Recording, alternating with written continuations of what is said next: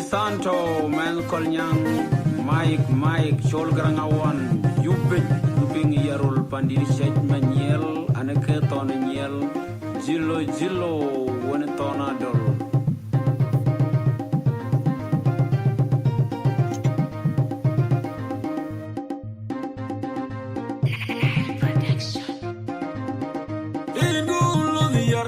I think a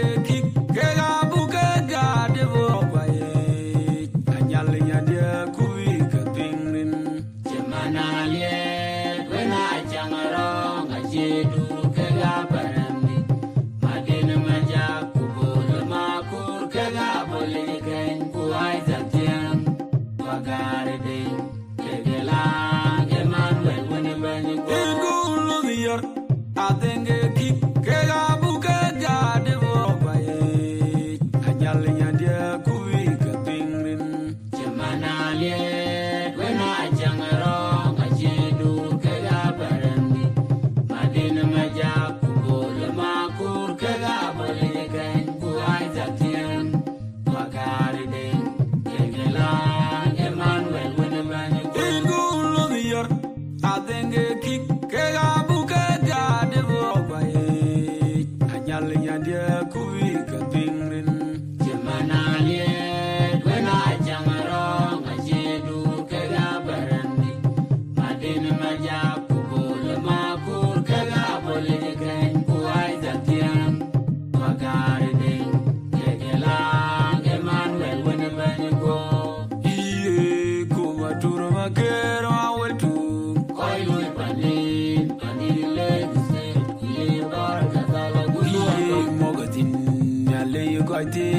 you pon the loy.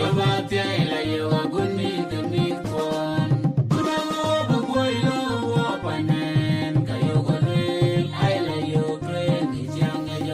Welcome, guys. Welcome.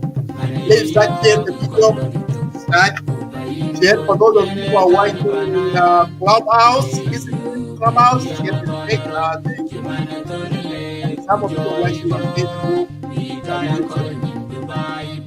Share the live.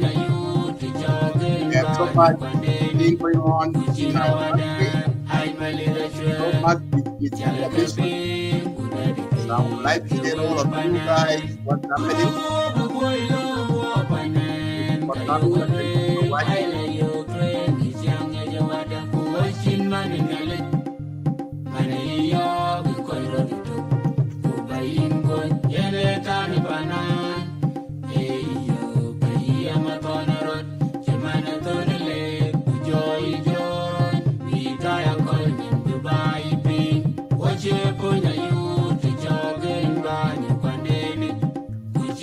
Welcome.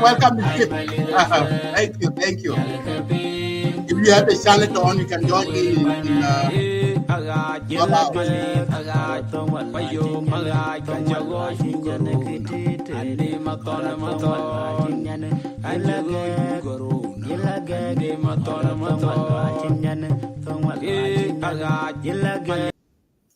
So welcome, guys. Welcome to the show, to the Medin Majak Talk Show.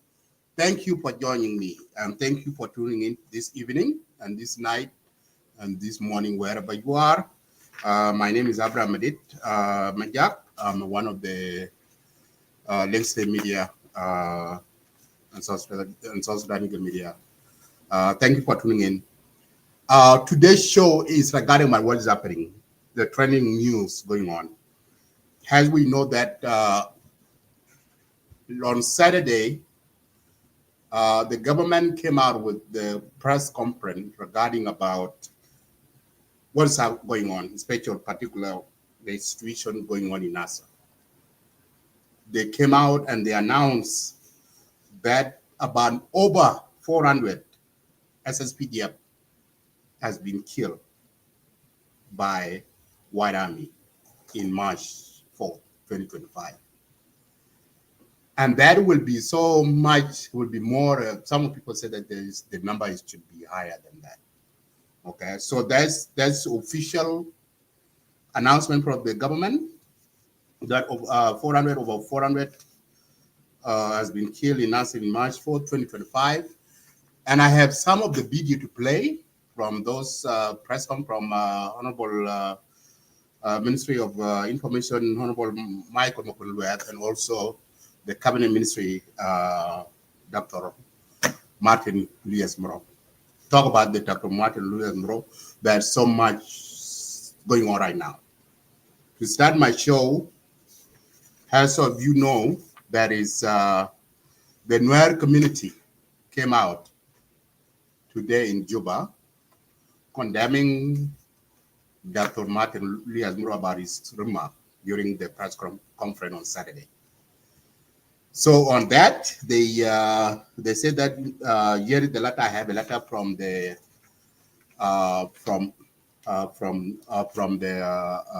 Nuer community, and also it's not just been non-Nuer community in Juba.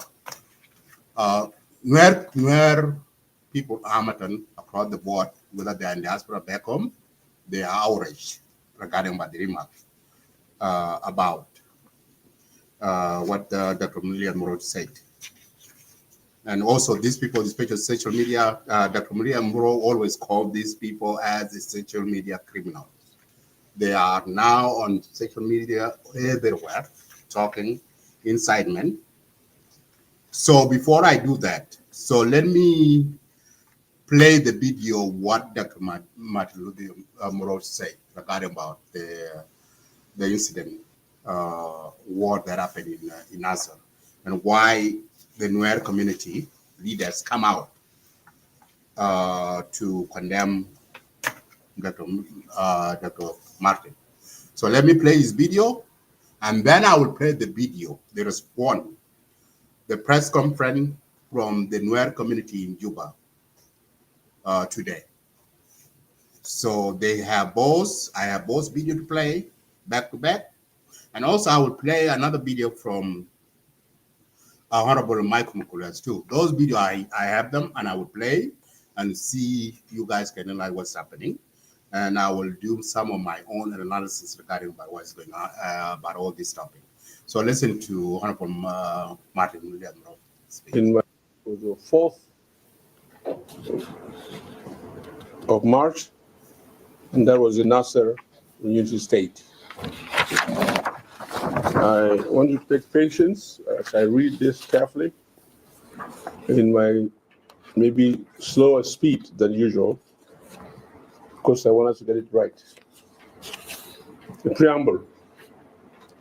Tensions among the South Sudan People's Liberation Defense Forces, the SPDF forces, and the White Army in Nasir have been long-standing. In February 2025, these tensions escalated drastically. On the 3rd of March, the presidency convened an extended meeting to address the worsening situation in Nasir. During this meeting, it was confirmed that Dr. Riek Machar was in communication with key figures in the area. And these key figures include Paramount Chief, youth leaders, the SPDF commanders, and others on the ground. They assured the former Chief of Defense Forces,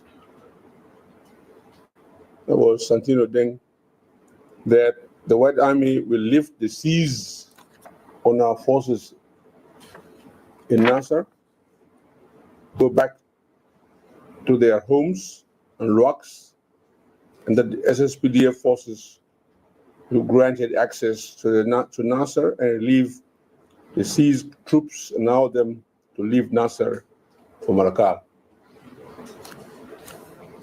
Despite these assurances, on the 4th of March 2025, the White Army launched a brutal attack, resulting in the death of over 400 SSPDF personnel, including their commander, the General David Major Dak. These tragic incidents triggered a political crisis and posed a serious threat to the implementation of the agreement on the Russian conflict in the Republic of South Sudan. Uriak has since been placed under house arrest, with other SPLM-IO leaders also detained pending investigations into their possible involvement in the incident. What is the background to this conflict? The Nuer ethnic group, one of the largest in South Sudan, played a significant and crucial role in the liberation of the country. This community spans, occupies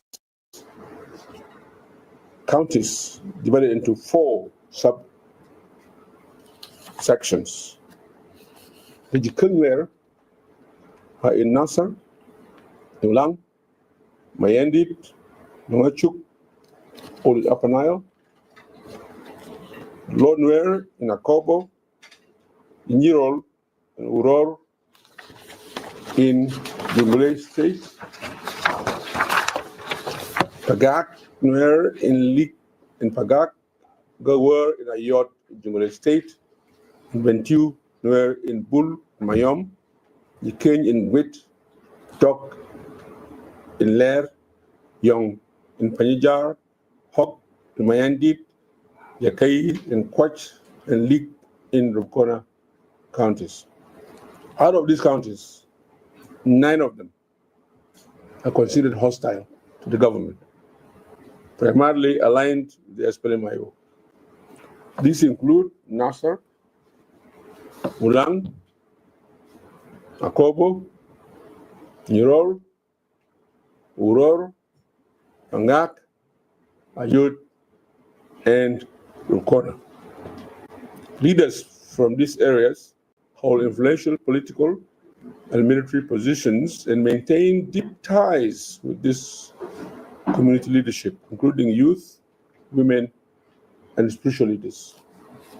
The 7 remaining counties are deemed to be friendly to the government, including Mayandi, Maywood, and Ngochuk, as well as Gwit, Lair, Panyajar, Mayandit, Koch, and Mayam counties in the state. What is the conflict timeline and escalation timeline? The SPLM-IO political crisis in December 2023, led by Dr. Riek Machar, formed the SPLM-IO rebel movement to fight the government of the Republic of South Sudan, causing death of innocent civilians and displacement of thousands of the people of South Sudan and destabilizing the country. In 2015, under regional and international pressure, the parties signed the agreement on resolution of conflict in the Republic of South Sudan. However, violence resumed in 2016. A new deal, the revitalized Government of National Unity, was signed in September 2018, forming the revised agreement, the revitalized Transitional Government of National Unity.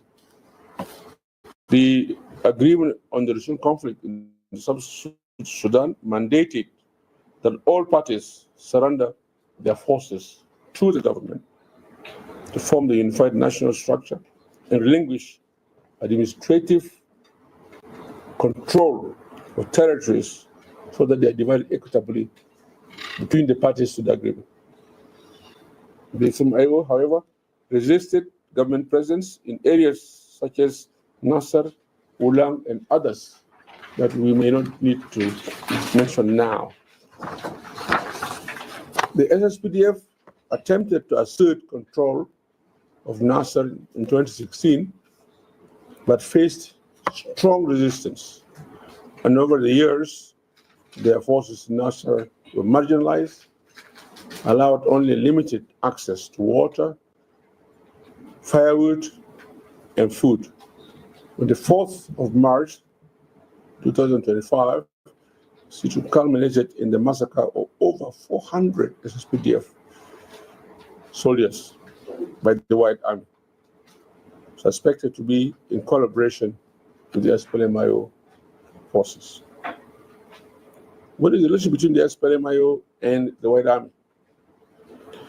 While the SPLM-IO claims that the White Army operates independently, their ties to the SPLM-IO are strong and inseparable. This can only be confirmed through the ongoing investigations once the investigation is completed.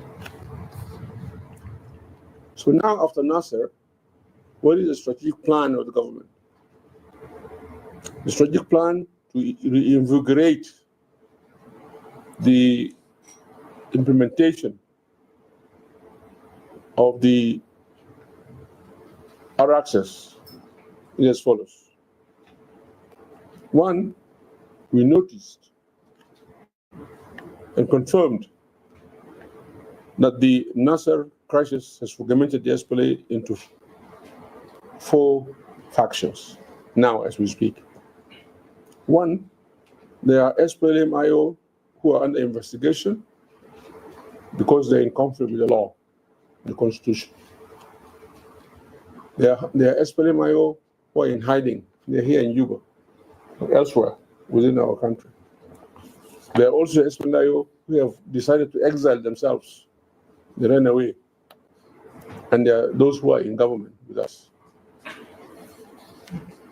So what is our plan now to move the country forward? At this point, I want to mention that our commitment as the high-level committee is to make sure that we implement the agreement to move this country forward. How do we do it? We want to have one national army, disarm civilians, and make sure that the army and the police and all the other organs and control. We want to establish a democratic system. Then we move the country to election, because we believe it's only in election that the country will have stability. And I want to call to all of you, including our citizens, to understand that. First, as an action we want to take, number one, we want to reaffirm the leadership representation. You know that the agreement has been signed by 5 partners. But in these partners, the SPLM, the IT GONU, which is the SPLM and the parties that work with the SPLM, we have 14. The SPLM-IO claims to be the only one group. But then the SOA, South Sudan Opposition Alliance, have 8. So the other parties, they call them OPP, have 20. And then you have the FGs. So you're talking about 42 parties in this government. So the fact that one faction of the SPLM-IO is not there does not nullify, does not annul the agreement. You must be clear about this. So when I talk about leadership representation, the High-Level Committee, which includes all the parties signatory to the agreement, shall urgently convene a meeting to recognize the legitimate SPLM-IO faction for continued implementation of the R-Axis. We will have to recognize, according to the agreement and according to the constitution of the SPLM-IO itself, which party is legitimate? The one that has rebelled outside? The one that is hiding? The one that is self-exiled? Or the one that is with us in the government? Because every party has a constitution. A party is actually a government. It has a constitution, it has laws, rules, and regulations. We will follow those. 2, we want to the constitution of the structures of the agreement itself. So the High Committee shall submit candidate nominations from the SPLM-IO that we will recognize according to the constitution for restructuring and implementation of mechanisms and national commissions to the president for appointment. The country cannot be left in vacuum. Out of the two parties, if only one faction of the SPLMIO has gone, it doesn't mean the other 42, 41 are irrelevant. 3, the high-level committee will meet with the Ministry of Finance and Planning to review and realistically adjust the budget of the electoral institutions to ensure availability of funds. We must look at the budgets of these institutions. Some of them are not realistic. Now we're going to take action. We're going to monitor, once they're paid, we're going to monitor the implementation. We're going to monitor progress so that we make sure we reach to the election in 2026. 4, electoral preparations. The High Committee will coordinate with electoral bodies and the National Transition Committee to develop a new, realistic schedule for implementing the ongoing and the pending provisions and holding credible elections 2026. 5, Security Sector reform. We will engage with National Transition Committee to expedite force unification and integration into a cohesive national army and national other security organs. This is one of the weaknesses in the agreement. I will review those articles that are difficult. 6, roadmap development. We'll draft a comprehensive roadmap outlining timelines and processes for resolving contentious or delayed articles in the R-axis, ensuring inclusivity and enforceability. And that we will call it roadmap part 2. We'll just remove those which are implemented and leave those who are ongoing and pending, and that is part 2. And that we'll do it quickly, expeditiously, and with a lot of drive. 7, security alert and diplomatic appeal, and this is very important. The Government of the Republic of South Sudan has received credible intelligence concerning a former officer of the SPLMIO who defected and engaged in combat operations alongside the Rapid Support Force of Sudan in Eastern Sudan. It has come to our attention that the said officer is currently in Western Barghazal and is reportedly planning to travel to Western Equatoria State to establish contact with Futuyo Karaba, the former governor, previously dismissed for corruption and other activities. 7.2, this development is of serious concern to us as a government, as a country, that with mobilization of dissident elements and potential formation of rogue alliances threaten to undermine national security of the country, destabilize peace efforts, and compromise regional stability. 7.3, the government of South Sudan, therefore, urges strongly neighboring states, neighboring countries, particularly those with sensitive and porous borders, not to provide sanctuary, logistical support, political support to such groups or movements that aim to disrupt peace, security in the Republic of South Sudan, because the impact will be wider than that. It will affect the whole region. Imagine Ethiopia and Nasir and Gambela. You go to Uganda here, Kajukeji, in Panyume. You go to DRC. All those borders, you go to Central African Republic. These are all very sensitive borders. If they come together, they will destabilize not only South Sudan, but the entire region. 7.4, we also appeal to the international community, to IGAD, and African Union, and other development partners to closely monitor these developments, work collaboratively with our security development institutions, and lends renewed support to the ongoing implementation of the revitalized agreement. Finally, in conclusion, 8.1, the Nasir incident represents a grave setback to the peace process and a stark reminder of the fragility of the revitalized agreement on the resource conflict in the Republic of South Sudan, and the massacre of SSPDF personnel by the One Army, and the unresolved affiliations between the armed community groups and political movements reveal critical gaps in trust, security sector reform, and political coherence. 8.2, however, this tragedy must serve as a turning point, a catalyst for the urgent and decisive action. The government, in collaboration with the regional and international partners, must reassert its leadership in driving the peace process forward through renewed dialogue, international reform, institutional reform, and a unified national effort.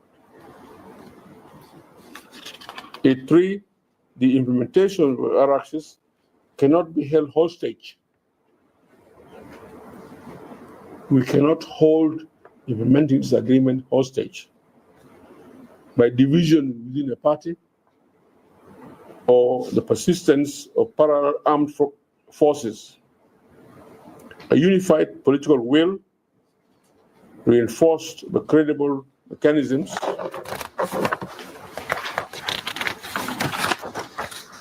accountability, and inclusive governance is essential. Only through our unity, transparency, accountability can the transitional period be completed and the country set firmly on the path towards peace and credible elections 2026. Finally, the way forward demands courage, demands clarity.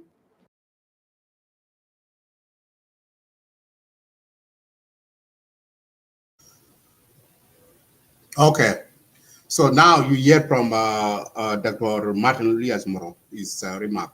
Now, regarding about that, the Nuer community came out overwhelmingly and they calling for Cabinet Affairs Ministry, Dr. Martin Lomuro, to resign.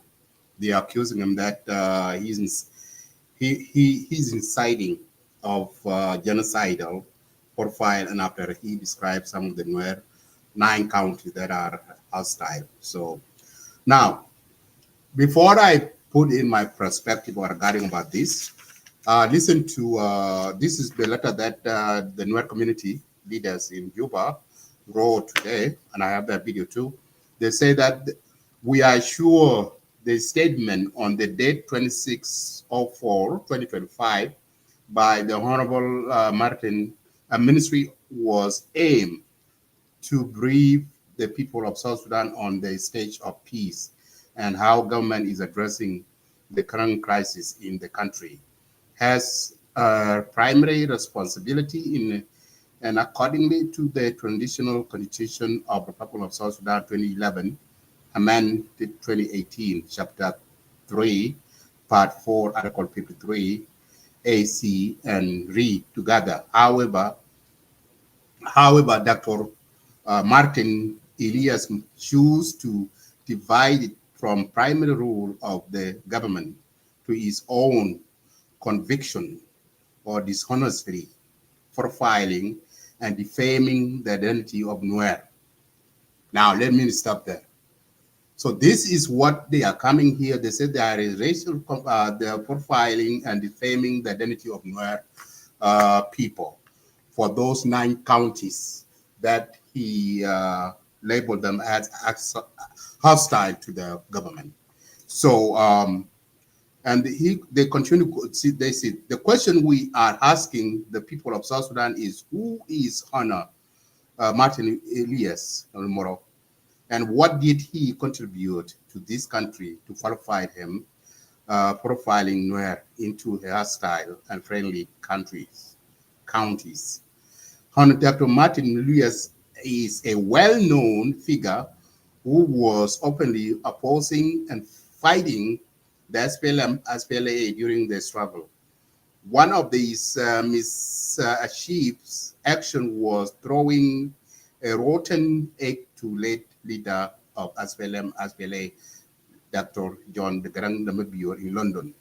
Dr. Elias is a known figure for inciting and fueling conflict even in his own community of Wundorobo, Juba, and Lanya County. Dr. Elias has been in the spotlight in the country, and he is known for creating a controversy like profiling and defaming Sudan as MTN or MTN. So the printer is remembering that.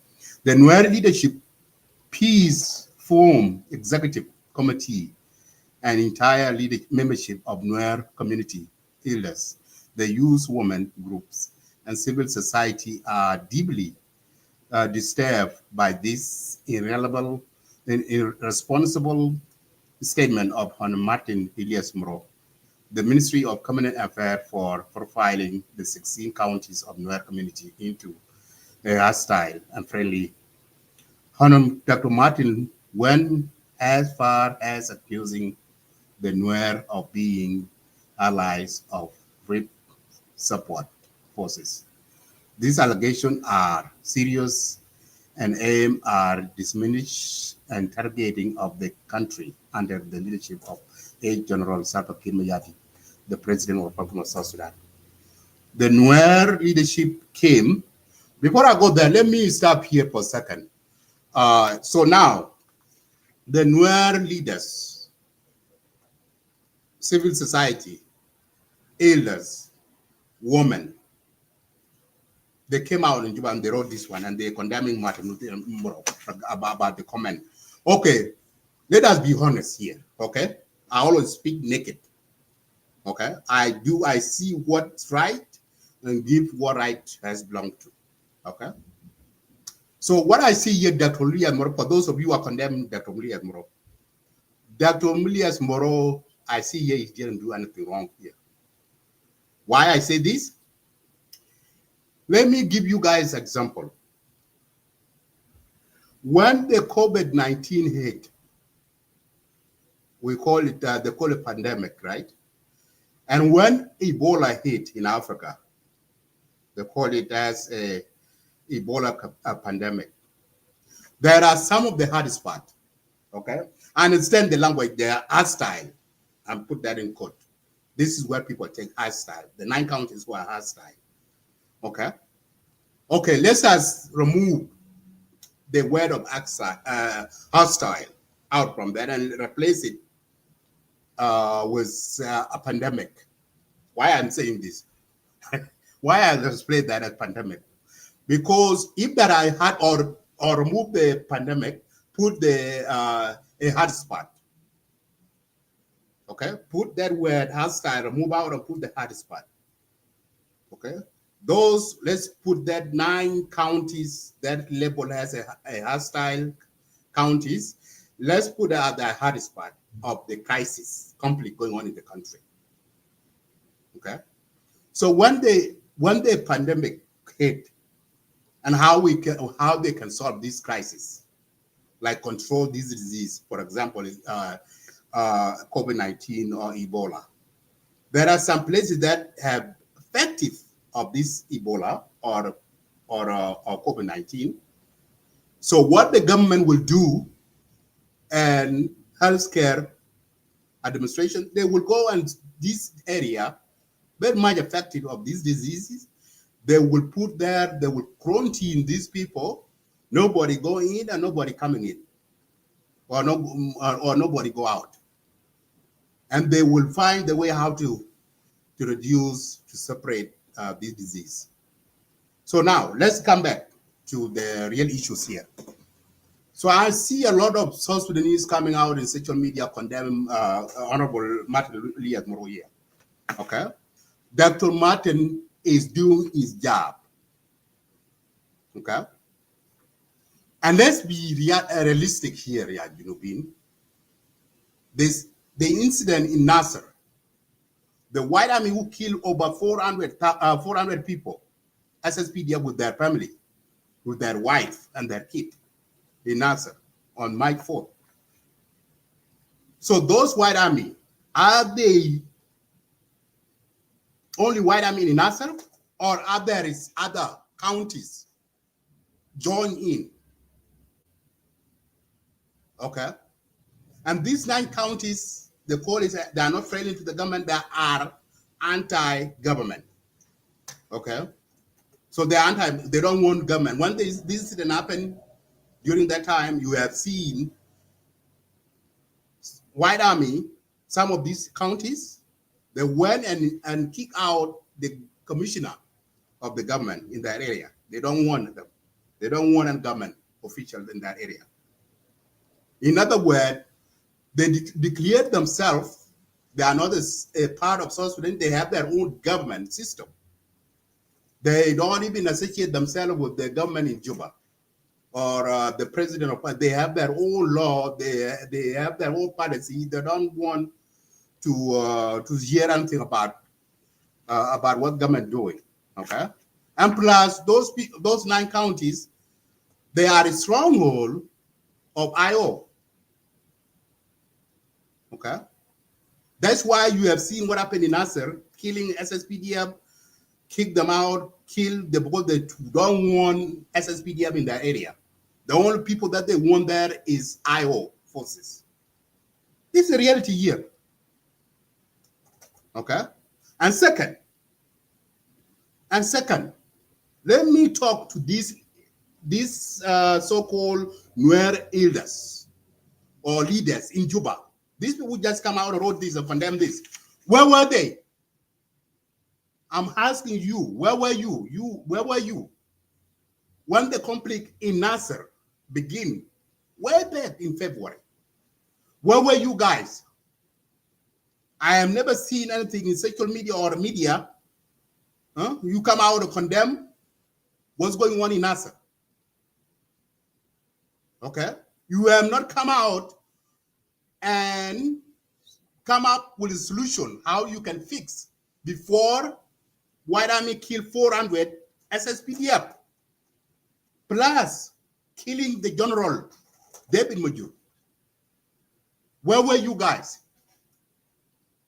Where were you guys, Nuer leaders in Juba? You come out with this strong statement condemning Dr. Martin Luther King. So if you condemn Dr. Martin Luther King, you condemn yourself too. Because you leaders of Nuer community in Juba, you have failed the Nuer people. Okay? So if you say that you fire or you want to Dr. Elia Lomuro to resign, you guys need to resign as well in your leadership.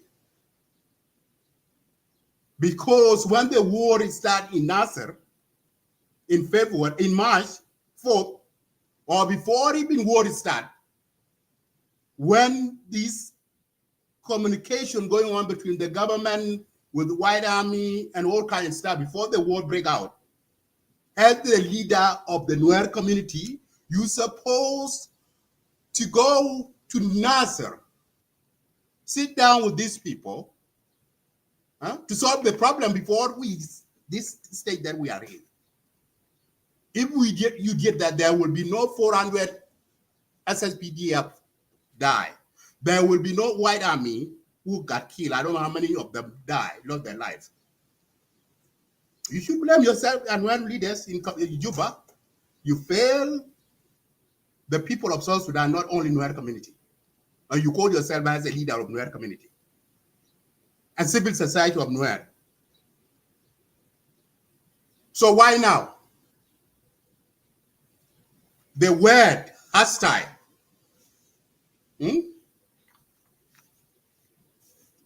That's why you come out to condemn Dr. Louis Moro.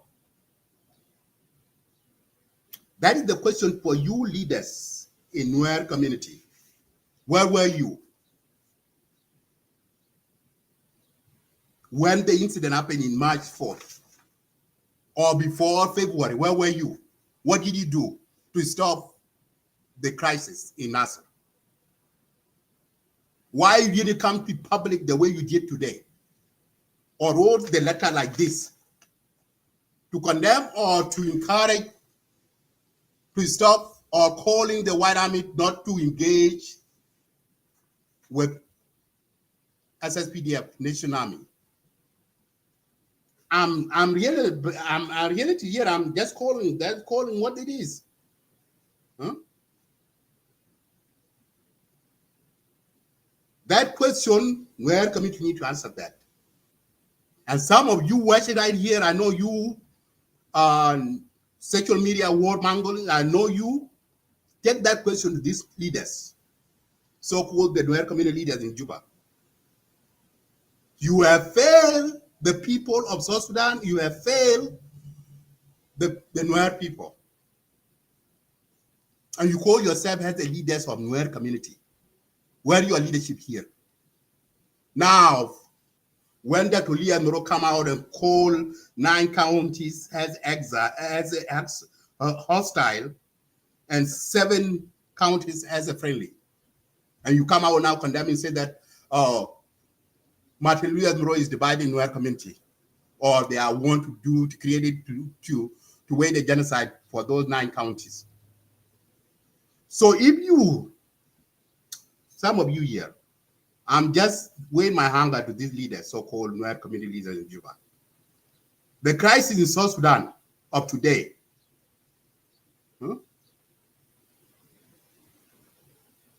Okay, Honorable Dwara, I will bring you up, yes.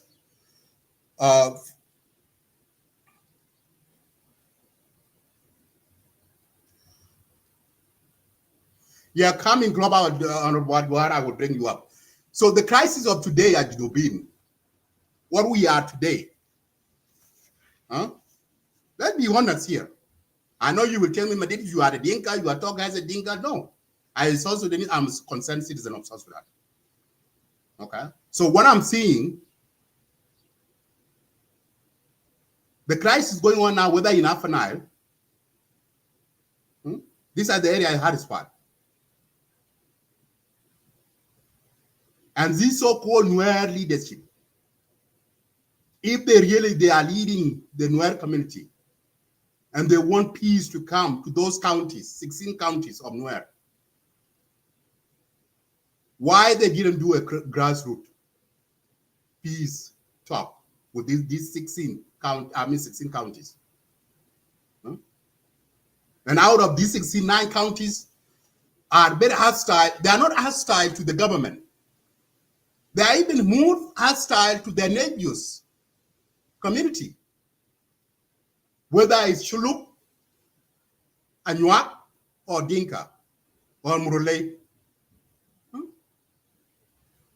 These 9 counties are hostile to their neighbors.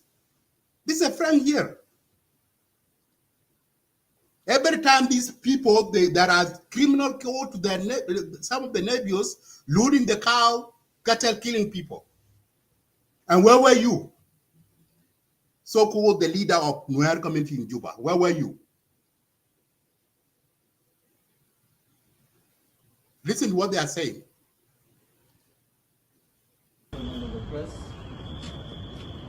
This statement is from SPLM leadership.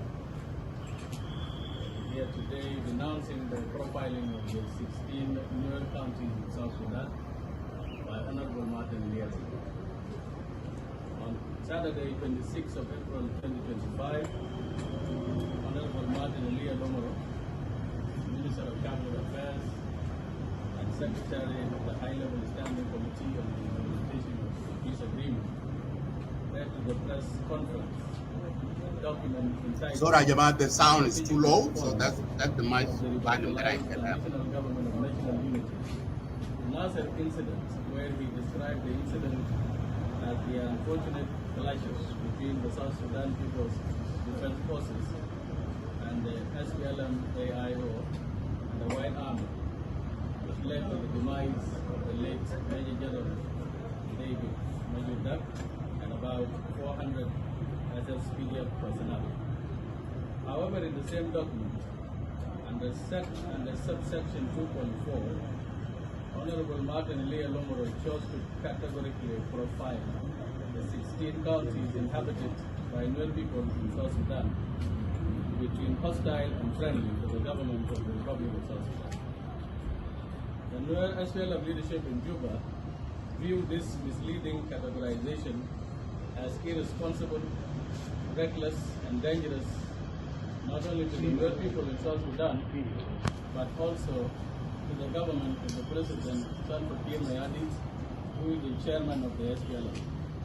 This is a strategy by a leader of another political party to push away Nuer support from Comrade Salva Kiir Mayardit and the SPLM under his leadership. The current conflict in our country is between the armed opposition groups against the government of the Republic of South Sudan. In fact, the current conflict has never been between the Nuer community and South Sudan government, as Dr. Martin Elia alluded to in his profiling of the Nuer community. There is no conflict. There is conflict all over our country, including whether it's your network or No, I think it's the video. It's a video that I'm are playing. you playing the video? Yeah, the video. Yes, is the voice too low? Yes. We are listening it the way we were listening before. Okay, yes, the video. Let me stop that. The video is bad. Anyway, I have a letter here. I can make. You guys know what they're saying is there's a letter here. So the letter. Let me continue with the letter. So the video, the sound is really low. Okay. Yeah, let me remove that video. So here is what they're saying. So let me continue with the letter. The Nuer leadership came to conclude that Dr.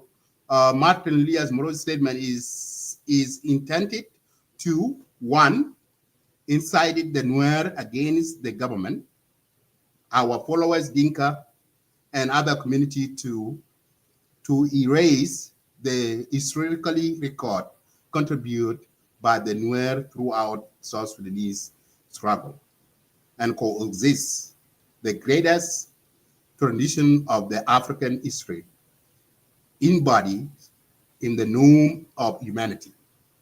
Number two, Honor Martin Elia Lomuro is investigating and profiling a group of people in the term of their ethnicity that can lead to a crime of genocide against the Nuer community.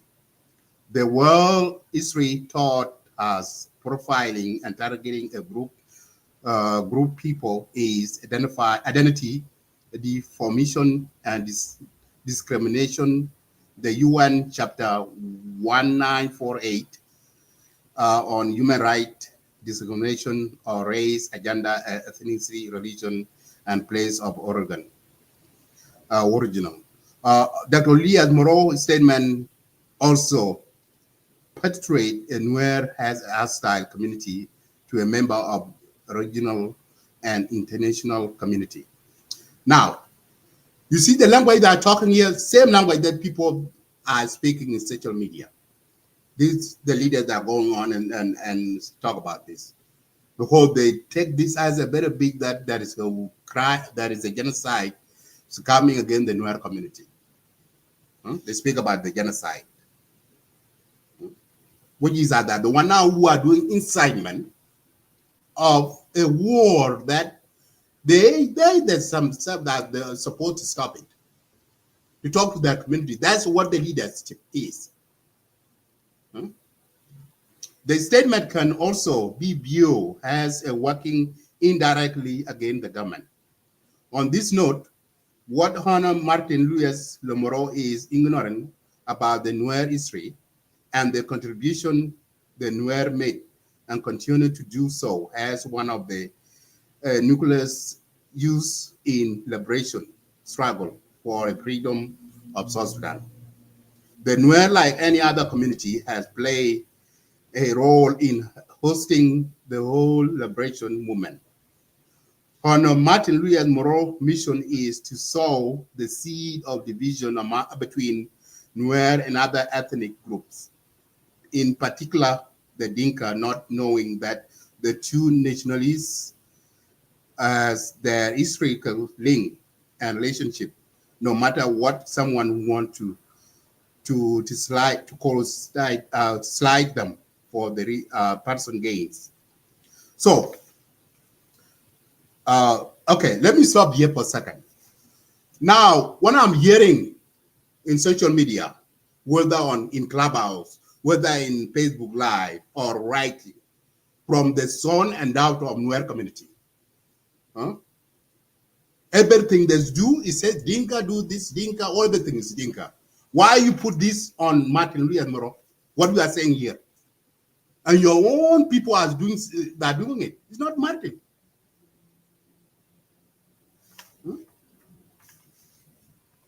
Referring to the above, on behalf of the entire Nuer community, the Nuer leadership peace forum executive leadership demand the following. Okay, here are the demand. Dr. Martin Louis has listened to that demand, and the government as well. Okay, number one, condemning the statement of Dr. Martin Louis Moro, strongest term as possible. That's demand number one. Number two, Honored Martin Louis Moro, the Ministry of Cabinet Affairs must immediately resign from his two positions. Meanwhile, we humbly appeal to His Excellency President Salva Kiir Mayardit. Let me go back.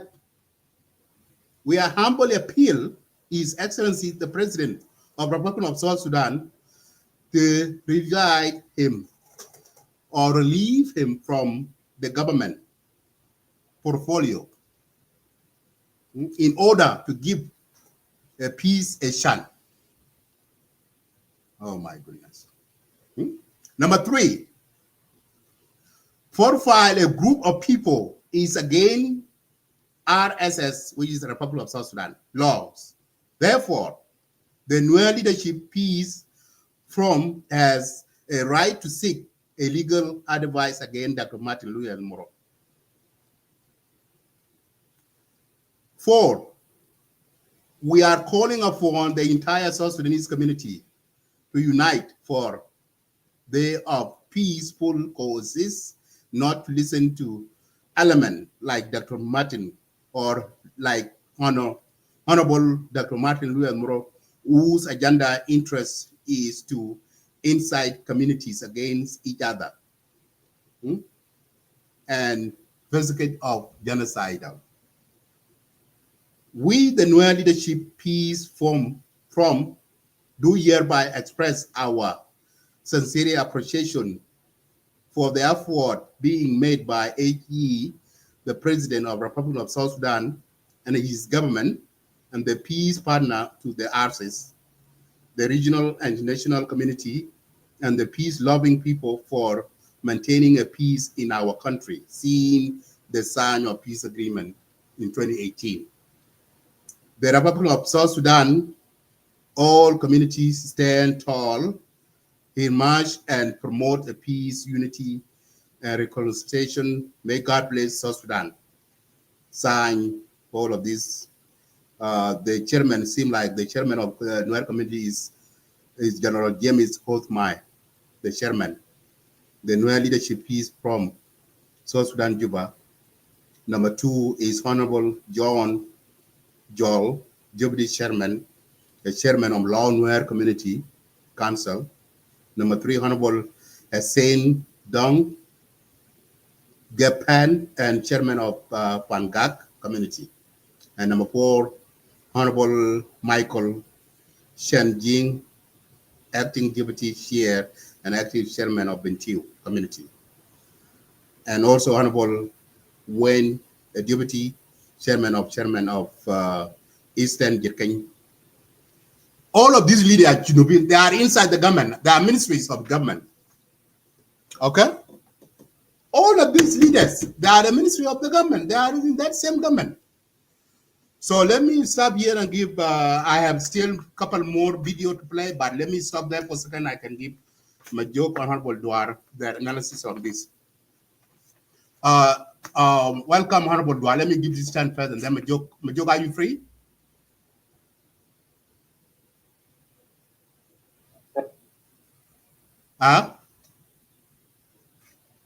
Yeah. Okay, yeah, you go ahead if you have time. Yeah, go ahead and put in what you think about the letter and all of this going on in social media regarding about the remark of Dr. Martin Luther King. Welcome. Thank you, Abraham Adis, and the viewers, especially the audience, rather, honorable, and those who might possibly be interested to share their thoughts in regard to the topic about. Permit me to appreciate Abraham Adis for creating this room and also throwing this discussion for us to brainstorm and see where Martin Elia Lomuro has deviated from the reality of his leadership, and also looking at the trajectory of which the Nuer came out in their totality and disagree, condemn in unison, to the extent of them calling for the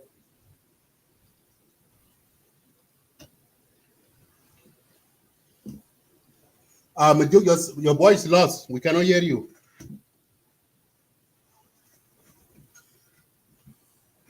What happened? What happened with Majuk? Am I clear? Now you are clear, yeah. You just came on. You were off. Oh, sorry. Yeah. Abraham Adis, you have exhausted most of the points, and I'm glad you have played some of the clips or the audio, which are the community of Nuer leadership in different formats, start away from the SPLM as a ruling party, the Nuer community leadership in Cuba, the women, and also the Nuer youth to condemn what happened. First of all, I will not take much of your time, but I have to look at this English language called hostile. If somebody says this community is hostile to this people of this community, I think in normal circumstances, it is not a big deal. It is just like somebody saying that this community is not friendly to so and so. So completely, Dr. Martin Lomuro using the word hostile is what made him to be a victim. Otherwise, if you would have used different words like there are other counties within Nuer or Upper Nile region who are friendly to the government, I think people would have not been as serious as they are. For that being said, at the time itself, you can't end a section which is unfriendly to some part. What prompted the Nuer community to come out in a large number, according to my understanding? Number one is the disclosure of the number of SSPDF which were actually killed during the attack in Nasir. So this one alone, and you know, government has been quiet till the incident happened. Government did not disclose how many soldiers were killed. Samuel Yai, I put the link down. If you want to come, you can click that link. You can click that link and come.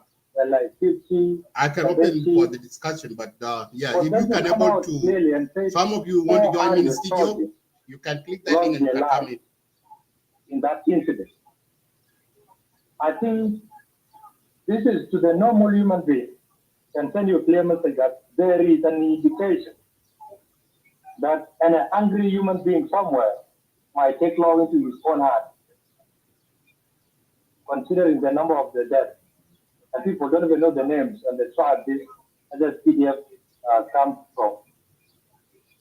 So I think that is what prompted some members of their community to focus much on Elia Lomuro, so that people will forget about the number of the soldiers which were killed during the attack. That is how I assume it, and I stand to be corrected.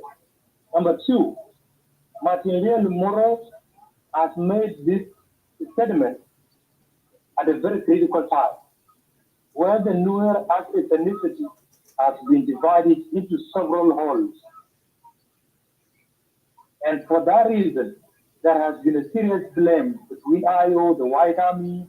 Nobody's owning, like, taking responsibility of who is associated with the Red Army, with the White Army, rather.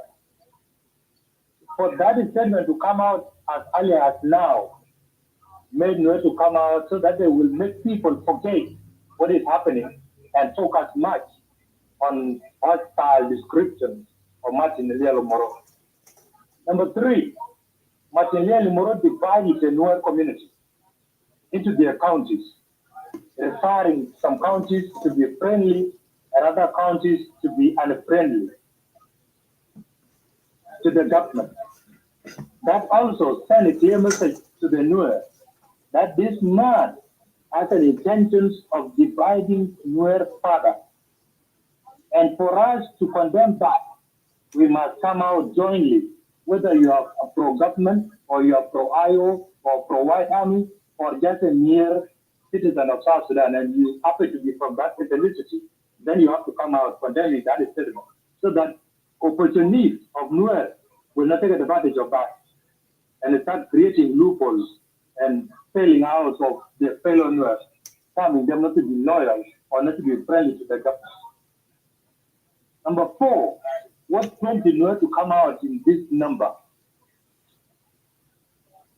is the fact that for a tribe to be termed as they're fighting with the government is something too heavy. No other tribe that have ever fought government and won the war. No. That happened in our history of South Sudan. So Nuer also in their own mind want to condemn concurrently the incident of Nasir and try to put the entire blame on Dr. Martin Elia Lomuro. These are the few things that I thought why Nuer came out and condemned Dr. Martin Elia Lomuro. Otherwise, if Martin Elia Lomuro would have used this statement or said this statement without disclosing the number of soldiers that lost their lives during the incident, I think there would have been no such condemnation like in unison. If Martin Elia Lomuro made this statement, maybe after Dr. Yak has been released from mother house arrest and maybe resume his position, those IO that went to the exile, the South, those who are in Juba, like normal activity of their government, of the Butler agreement. I think Nuer would have not done much on Martin Elia Lomuro. On the part of Dr. Martin Elia Lomuro, and this is where I differ a little bit with you, Abdul. You see, as a leader, you must be very careful on the choices of the word that you use, especially during difficult time or crisis. Any single statement that you release as a politician will create a great impact to the people that you are leading. Martin Elia Lomuro is reckless, to be honest, and all of us can agree on that. Number two, our politicians are suffering from the two choices of words they normally use. Good example is when President Xi went to Bor, I can't remember which year, and he used the issue of a madman chasing a sober-minded person, or a lion rather. You see how Bor County citizens twisted that and said, okay, now President Xi has given us, has told us that why do we keep running from Murley? Yet we have weapons, so we have to fight back. Without even looking at the context of which President Xi made that analogy. Completely, Martin Elia Lomuro made that statement at a very wrong time. How I wish we would have chosen another different term to use these people. And if he would have chosen that word to use, and then he would have avoided laying out or underlining the Nuer counties in their numbers. There was no statistics that need to be done. If you are making a statement, you don't need to make a statistic. So it seems like this ethnicity is well known, and people need to know where their boundaries are, so that in case of anything, then we should know them. Which county, and which county belong to this ethnicity. So otherwise, these things have happened. To conclude with, Elia Lomuro could not call it footage in order to redeem his political career. Number one, Dr. Elia Lomuro should come out tomorrow and make a public apology letter or apology statement to Nuer community. And by doing that, Elia Lomuro will save himself from intellectuals of Nuer. They will understand that apology means a lot. Number two, Elia Lomuro, by doing that apology, will save President Kiir in current dilemma. President Kiir now has been set on a dilemma mood, either to release Elia Lomuro, and yesterday Dr. Waniga was released from that region of Equatoria, and is one of the leading politicians. And tomorrow or any time from now, Elia Lomuro also will be released. So this thing, you cannot make these two scenarios following each other. If Elia Lomuro make an apology to Nuer, then he will save President Kiir from dilemma, and President Kiir also will speak or send a committee to speak to these intellectuals of Nuer. Tell them, you guys, it has happened, it has already been released a statement, and Martin has apologized for it. Politician apology is nothing.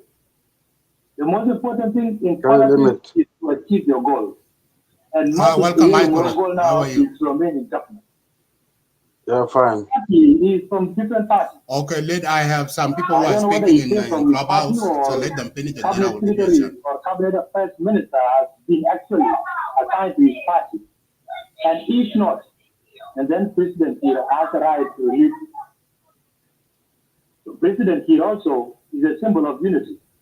So if anybody in his government trying to actually remove a certain ethnicity from supporting President Kiir, then President Kiir also will work out first election of which Martin was talking about. Simon, I pinned down the link. If you can see that link. But I know what they say now will change. So there's a link that I pinned it down. So you can click that link.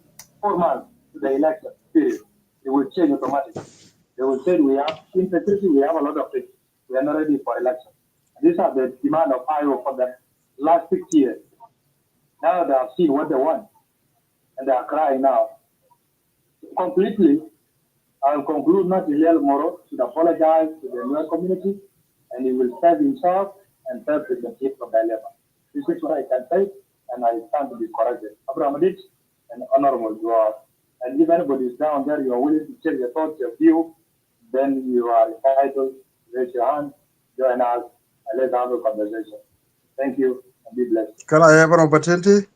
Thank you, Majok. Hang on, Michael. We have one more, so and then we'll come. Honorable Dwar, you can go ahead. Oh, Honorable Dwar, you can go ahead now. Thank you, Majok.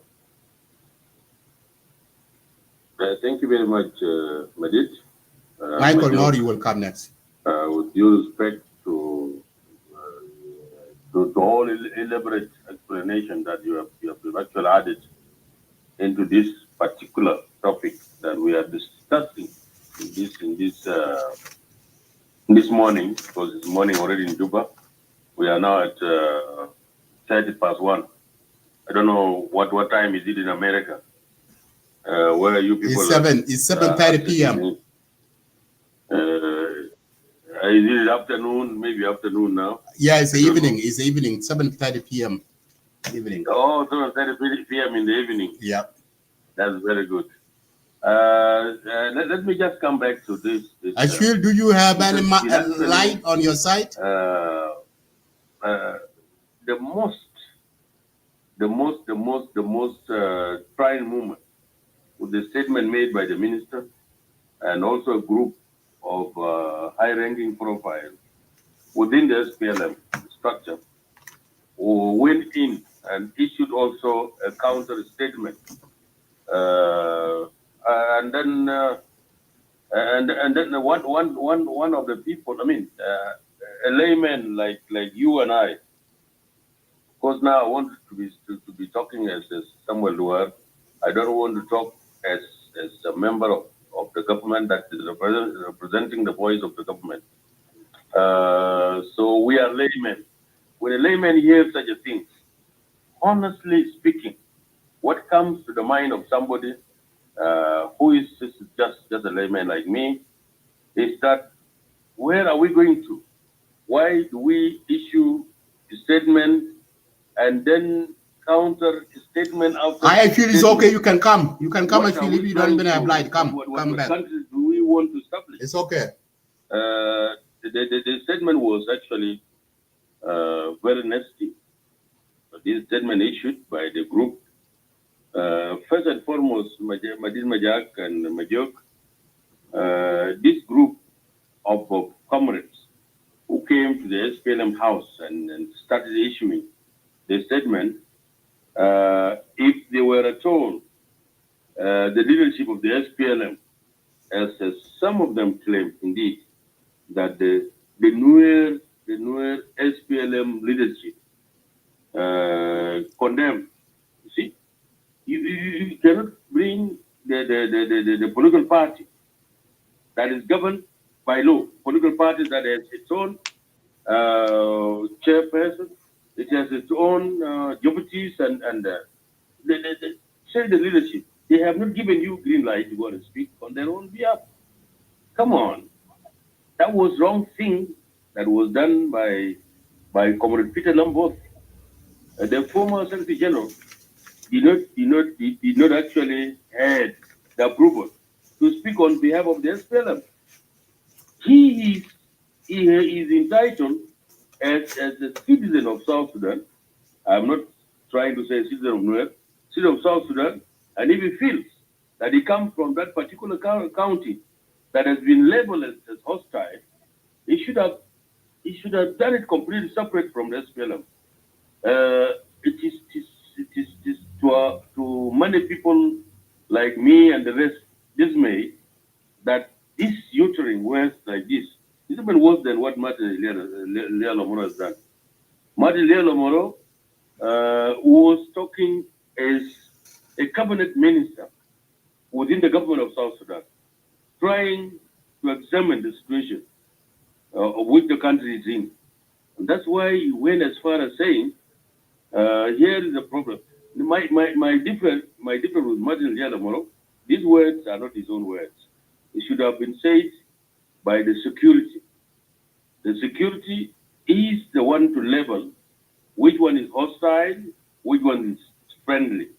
And by saying this, they know how to approach the hostilities, they know how to approach the friendships. So Martin Elia Lomuro went in, and simply because he's also receiving reports from apparatus, the security apparatus, and other sources of his own information. So this is what might have, you see, motivated him to speak out like this. Otherwise, I am absolutely satisfied that the statement of Martin Elia Lomuro were not indeed, as per se, having any problem. They don't have any problem that the group can stand up and then make counter statement completely if we were together. Now, let us come back to the reality. My joke, and I want you to give your ears to this. What always happened in South Sudan? Our communities have all been having such history all along. You remember when people were killed, our forces were killed in Luanjang. They were killed also in Toy the forces of the SPLA forces, the SSPDF forces. Who did all these things? First and foremost, primarily, let me tell you, and also be mindful also, there was a conflict that was killing hundreds. The primary responsibility, and as it says always, that the security is the responsibility of all. Primary responsibility lies in the hands of the sons and daughters of the area. They go there. What made them, the leaders that I saw them issuing to the last night, yesterday, the statement, what prevent them not to go to the ground, to go and talk to their own people, that look, what you are doing is not good. Why did they wait until Martin Elia Lomuro, after massacre of our soldier gallant troops in Nasir happened, and Martin Elia Lomuro has to examine the situation that is happening in the country, and then they respond. What are they telling us here? Who is here blind and deaf that cannot listen and cannot actually think of what is happening? I am really very sorry. These are my comrades, they are SPLM.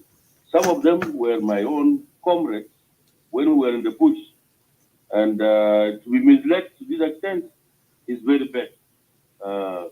I just want to stand firm that Martin Elia Lomuro is trying to be victimized by this group that are pushing different agenda completely. That is different agenda. And I have to be so honest to you here, because I'm talking to you as people of South Sudan who are attending this debate and discussion. We must tell truth out. Truth must always be so plain. Because why do you blame somebody who is telling what is happening? Why don't you blame the source of what has happened? The source is these people have decided to differ with the government and fighting the government, and they are civilians. Why don't you go to them and say, look, my cousin, my brother, my whatever, this is not the way you do. Literally, if you are a leader. So I am really dismayed, and this is how we should do it. Majuk, Madin Majak was very absolutely right, and I support him in this. I want somebody with different argument later on to come up so that we can exchange this conversation. Thank you very much. I yield back the mic to you, Madin Majak. I have already read the two corresponding statements, and I have known, and what you displayed here is correct, and that is it. That is the situation, by the way. Thank you. Thank you, Honorable Duar. Appreciate it. Absolutely, you are absolutely right. We need to point out the reality, the facts, not like sugarcoat things. So let me welcome one of my guests in the studio, Michael Ngor. Welcome. Ngor, can you hear me? Yes, thank you, Abraham. I just want to respond to Honorable quickly before you get in.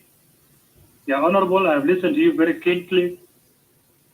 And the questions that you are posing here, Abraham did say before, and these questions has been posted in several platforms by everybody, questioning the honesty of the Nuer leaders who came out in unison to condemn Martin Elia Lomuro. People are questioning them, where were you guys when White Army attacked the National Army and killed 400 soldiers in a single day? And I agree with those who still doubt about the statistics. The number is more than 400. Because if government accepts 200, then just know the number is 600. And if government says 400, then something more than that has happened.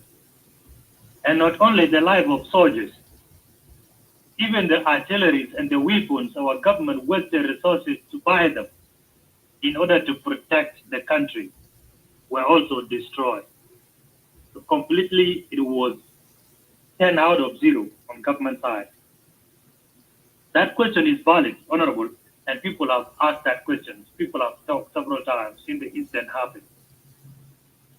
And if incident happened and these people did not talk, and then there is a way you should approach the scenario of Martin Elia Lomuro.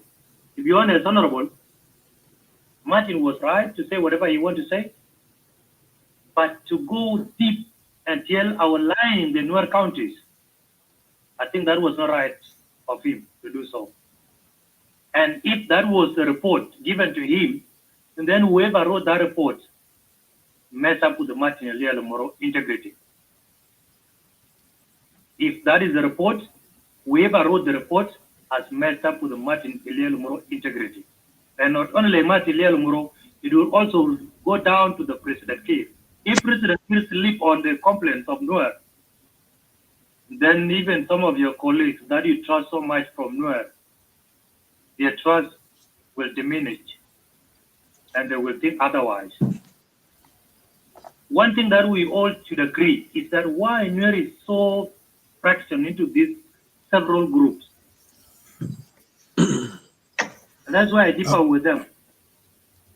I also differ with them in the case of former Secretary General Peter Lambo saying we, the SPLM Nuer in Juba.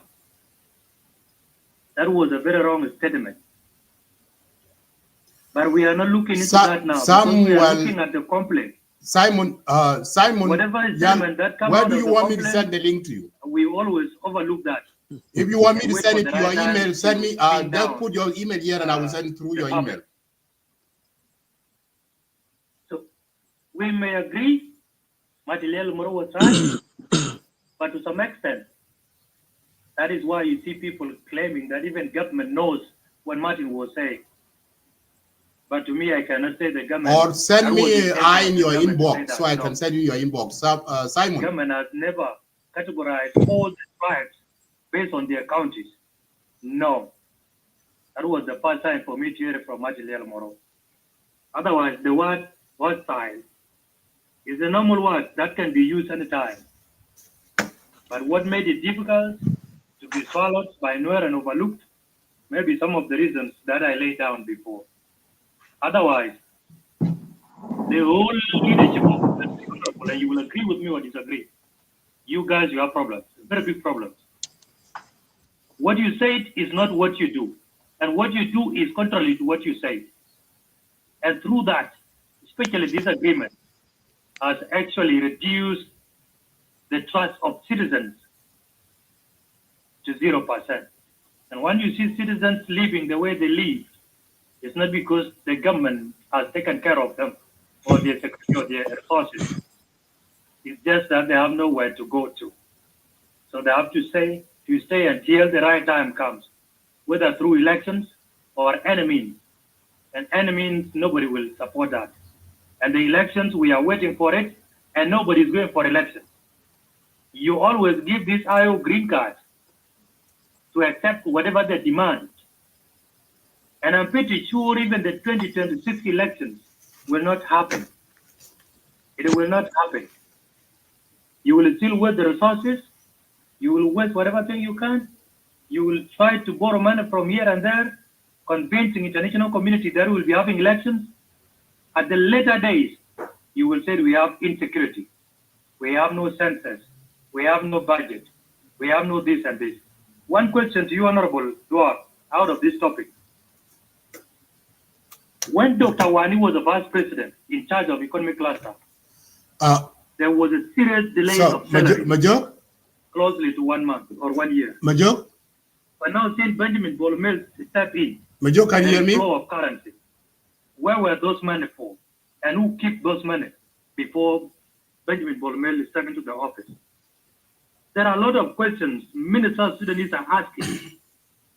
Then it means if we have money, then who was keeping that money for all those years? And if there is that money, then what denied us from developing the country? What denied us from going to elections? What denied us to do unnecessary things or requirements that constitute elections, like census, funding, electoral commission? There is money. But somebody somewhere sat on those money. Until his interest is achieved, then that money will not be released. So please, as one of the government officials with the title of honorable, please highlight some of the few points where government is getting money right now. Yet our oil was just opened a few days ago. Thank you. Okay, thank you, Majok. Let me give this chance to Brother Michael Ngor. He having a network issue. Let me give this chance to him so he can weigh in. Michael Ngor, go ahead. Well, good morning, good evening to wherever you are in. Thank you so much, Madit and Majok, for those who are in attendance. I understand our current discussion is basically on the analysis of what had happened 2 days back and today. This is the situation. This is what we need in South Sudan. We need conversation, and we need discussion like this kind. I really appreciate Lagos State media. Keep that spirit. And this is the kind. It is also part of the civil education on our issues. We have major problem. Our major problem is now the diminution of the problem, and that's what the late Dr. John Grant said last time. When you have wrong definition of the problem, you will never find a solution, and that's what we are in. First, Elia Lomuro did nothing in this unfolding situation because it is new normal. It is a normal thing, as Honorable Dwar for it, and you yourself has made it. It is only use of the terms. For politician and diplomat, those who are in the foreign affairs, they always use advisory. So what Elias Lomuro was put out was like advisory on political level on foreign affairs language. But the military language, they use friendly and friendly forces. And that's where it went wrong in. So the whole message was very clear. There's nothing. It is not all Nuer. And you would have to start your clarification as someone doing this kind of discussion on the basis of making some clarification on what had happened. So Elia Lomuro was talking basically on 9 counties, not Nuer, even Nuer wherever was in South Sudan, outside South Sudan. Number 2, what the leadership should do, as PLM as the ruling party, the team that has come up today, as our senior cadres within the SPLM, or some of them are ministers in the government would also form another committee to investigate them, because it was also part of blackmailing and conspiracy within the system of the government. Okay, so there's no point, as you put it earlier on, there's no point of them coming out condemning what Elia Lomuro did, and they have failed in the first place right away from the time when the SSPDF were trying to move from Malakal to Nasir. If they would have to play their own role as politicians, as generals of that particular communities, I hope all this situation would have not happened. It would have not happened, but they failed in the first place. So this team also need another investigation. They need to be investigated. If Elias Namoro is going to give the apology, then this very the same group shall also give the apology to the leadership of the SPLM and the government at the same time. And this is where we come back to the lack of understanding of government. What is the government? Most of the people in South, they don't understand what is the government or what is the party. Okay, when you are in the government, you are confined. So the government, whether you are doing right or wrong thing, it is the role and collective responsibility of all those serving in the government to protect the integrity of the government, not in such a way. So it is a very simple issue, but people are making it because of our backwardness and this mindset of tribal allegiance that make this thing to be a very hard situation. Otherwise, we need at least to keep this kind of a conversation and discussion, and let always remain on the topic. Okay, if you want to discuss some of the thing, you need to invite different people from different background. Like, for example, those who are in this forum now, those who are discussing, we're all Dinkas, right? We're all Dinkas. So we are supposed to have someone from Nuer, from Equatoria, another tribe of South Sudan, so that they also have their own input. For us to go forward, we must have our identity as South Sudanese in the first place, as South Sudanese. So we judge each and every one based on what he did, whether it is right or wrong. If you did something right and you are Nuer, you must be defended, you must be protected, and all of us must align under you. So keep on with your discussion, and I'm very sure it is a double standard thing, and both sides must be blamed. You must also blame the government, you must blame the other side, and you must also blame Elias Lomuro. Be clear, because Elias Lomuro has been doing a lot of things up and down, but not professional or not political even, because in politics you don't need to cause chaos every now and then. So it is also a land educated person, and he's also a senior politician who have been politics for long. So he must learn how to speak on public issues. So up to this part, these are the few inputs. I want to appreciate. Maybe next time I will participate much on this and some of the topics that you shall bring on board. But keep the spirit and let it be so inclusive. So another advice is timing. So next time you need to regulate. If one want to speak, how many minutes should one speak? Number two, inclusivity, so that you try to engage people so that people come from different background. When we are discussing, we shall have a cross opinion and cross views, and then we put them together. So thank you so much. That is my take on the situation. Both team, Elia Lomuro must be condemned. The SPLM cadres who put themselves in such a dilemma of condemning Elias Lomuro in defense of what have happened, they also need to be condemned, and they also need to be investigated. And if I were the president, if you want to relieve Elias Lomuro, then the other ministers within that very group of the SPLM cadres who spoke today on behalf of the Nuer community must also be relieved, because we are not a tribal country. If you are a member of SPLM, you are a member of SPLM. Objective of the SPLM, they are very clear. So thank you so much for the time and for the discussion. Thank you, Brother Michael Ngor. Yeah, thank you for your statement. Also, thank you for your advice. Thank you. Let us move back to Clubhouse. Then Kamis. Yes, I'm available, Comrade Madid. How are you? Good. How are you doing? Let me just, I want to make it very quick before you open the floor to the rest of people that want to come up. Let me register my greeting to all audience, our listeners here, my brothers. Majuk Makur, Honorable Duarte. Thank you, Michael Ngor. You can go and then wipe the show. So I will move you down, and then you can go and wipe the show. And if there are people coming up, they will come. I really appreciate my brother. The last speaker.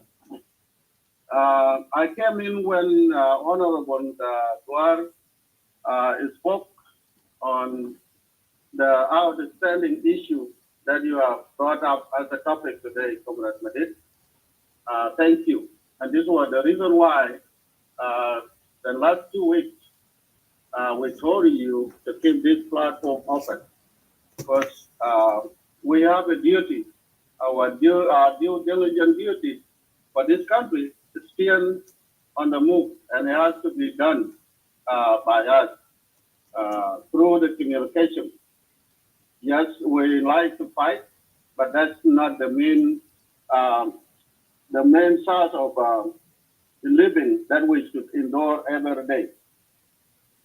Thank you. The reason why I agree with the last speaker, something is going on wrong here. The question was asked, and I think over the internet, you go everywhere. Comrade Elia Lomuro now has come to it's become a center of argument and political tension in the country. But the way I can look at it, myself, I would think there's something going on wrong here. Our people, they play too much politics into reality. We have all know. We knew something like this can happen anytime. But to identify the counties, I don't know, when you are doing an investigation, you have been given a time to investigate. So your investigation It starts from the crime scene, where the crime has taken place. But now we are talking about those incidents happen in those counties based on the evidence that we all know. It's always happened in everyone watch. There's nothing new. The only one thing that can be requested, if I can say, yes, the government when take that measures into their own hands to give an apology. Apologies because of the tribe that are living there. It becomes viral now that the tribe is being identified as a mean of genocide. That's what I read on the paper, and I believe for us to do this work, for the government to do this work, is just an apology. And the last speaker said it clearly. Those who are members of the SPLM, the Nuer members of the SPLM, according to the papers, it's not even suiting the political position there. Unless the community have an organization, they have leadership in Juba that would have taken care of it instead of the members of the party that took over and identified themselves as a tribesman as well. It's another case. How are we going to look at them when this problem is over? Are they going to be still the SPLM members, or are they going to be there as the Nuer members of the SPLM party? That's another question. So I believe it's another mistake that's been made. But that investigation, I don't know how can you do your paperwork when you done at the end of the day. What do you put in your paperwork when you are doing an investigation? You put the identified area where there is a danger. There is a warning that will have a yellow and blue. All of those are there. So I don't see any problem at all identifying the red county where there is a danger to the government. And the government has to protect themselves as well. We have not that number, as Majuk said earlier.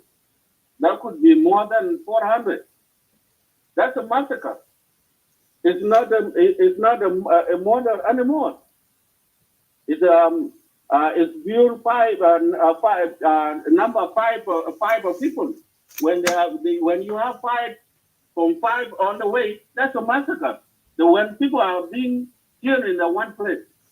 And if you have only one or two, three, four, that can be identified as a murder. So now, I think the government of South Sudan have not done anything wrong. If the government cannot identify where there is a danger, then how the citizen will know what government is doing? About a month ago, there was a lot of celebration that the government was defeated, and everything is being cleared up, and nobody can say anything. Now we are back in our feet, try to dispute every step that's being taken. As long there is nobody taking life anymore, I believe it should be lived that way. There's nothing that has been done wrong, and I don't even know how the members of the SLM party address the Minister Lomuro, and he's not even a member of the SLM party. He has his own party. He's a member of the government. He's holding a government post, but he's not a member of the SLM. So I do not even know Was that later concern about his party? It's supposed to be addressed to his party? Or what is it? It's very questionable. And anyway, we are all South Sudanese. Anyone can raise their voice so that they can be heard. There's no problem with that. If the government made a mistake, yes, it will be taken into account. But we should remember as well, as the last speaker put it clearly, those people, they will be surprised later on, and they have to give an apology by themselves because they are members of the party. They are not there as a tribe. They are there in their own membership, and you have right to leave that party anytime soon if you want to. But if you are there and identify yourself as a tribesmen that are members of the party, then you are actually causing another problem. So I will stop here. I was just in support of what Dwar said and of my comrades, what they have said. The truth is there. The only thing that I know the government should be responsible for is just to stop the outcry and give an apology back to the society, to the community of Nuer. Give them an apology. That's all. That's what it can be done. But there's a lot of dangerous stuff that have been put in that document. That the Nuer have been identified for the future genocide. So what is that? So there are so many things, and now some people are showing their true colors, being two faces. When the incident happened, there's so many incidents happen in those areas. Where were they? Why they do not try to confront them? Why are they not stepping up and go there? Tell those civilians, please don't do this. This country is belong to all of us, and nobody is against anyone. That is their role. And if they fail to do so, then we should be blamed here. They are part of the government. Who is the role of the what is the role of the government? If they are members of the party, they should play their role there effectively. If they are members of the parliament, they should visit those areas and talk to the citizens. Let them know what up.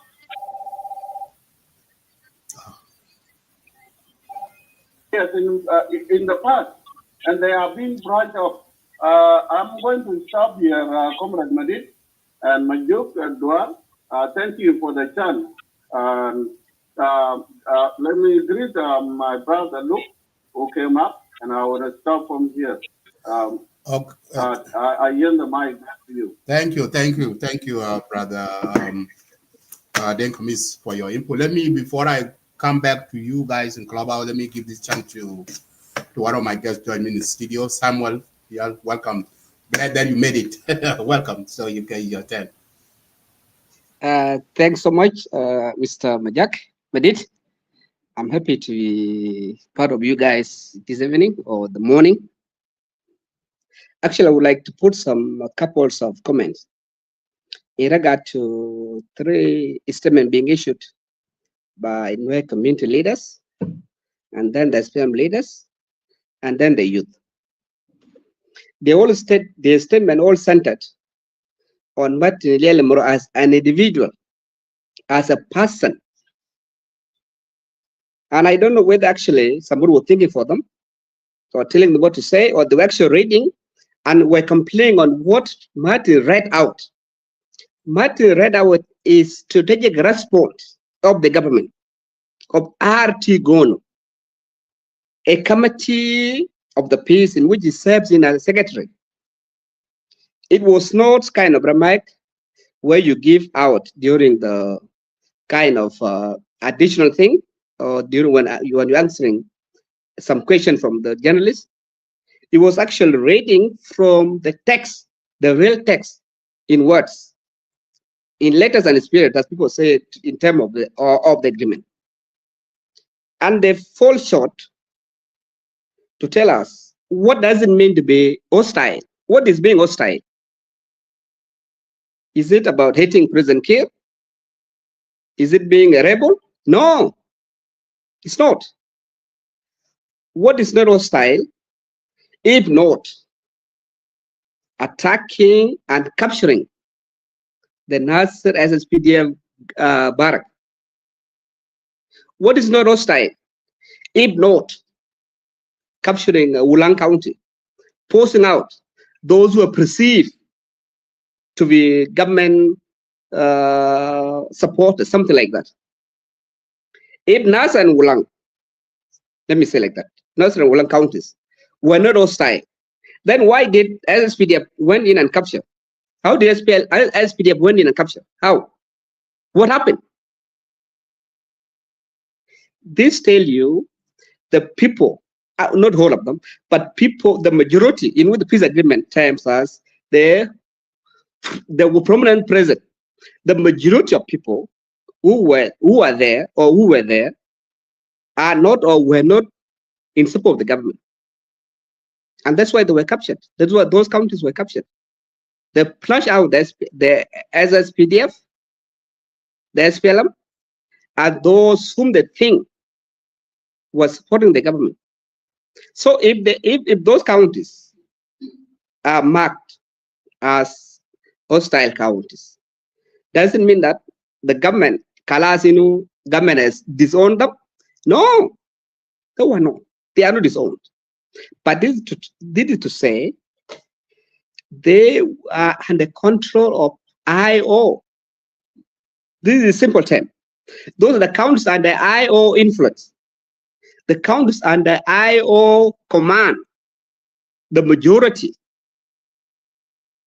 In fact, if those leaders of the SPLM or Nuer leaders of the SPLM, of those youth or those elders, if they were actually in control of those youth or those people in those two counties, if they were having the responsibility over them, if they were under the control, where were they when General Major was in town for 4 days?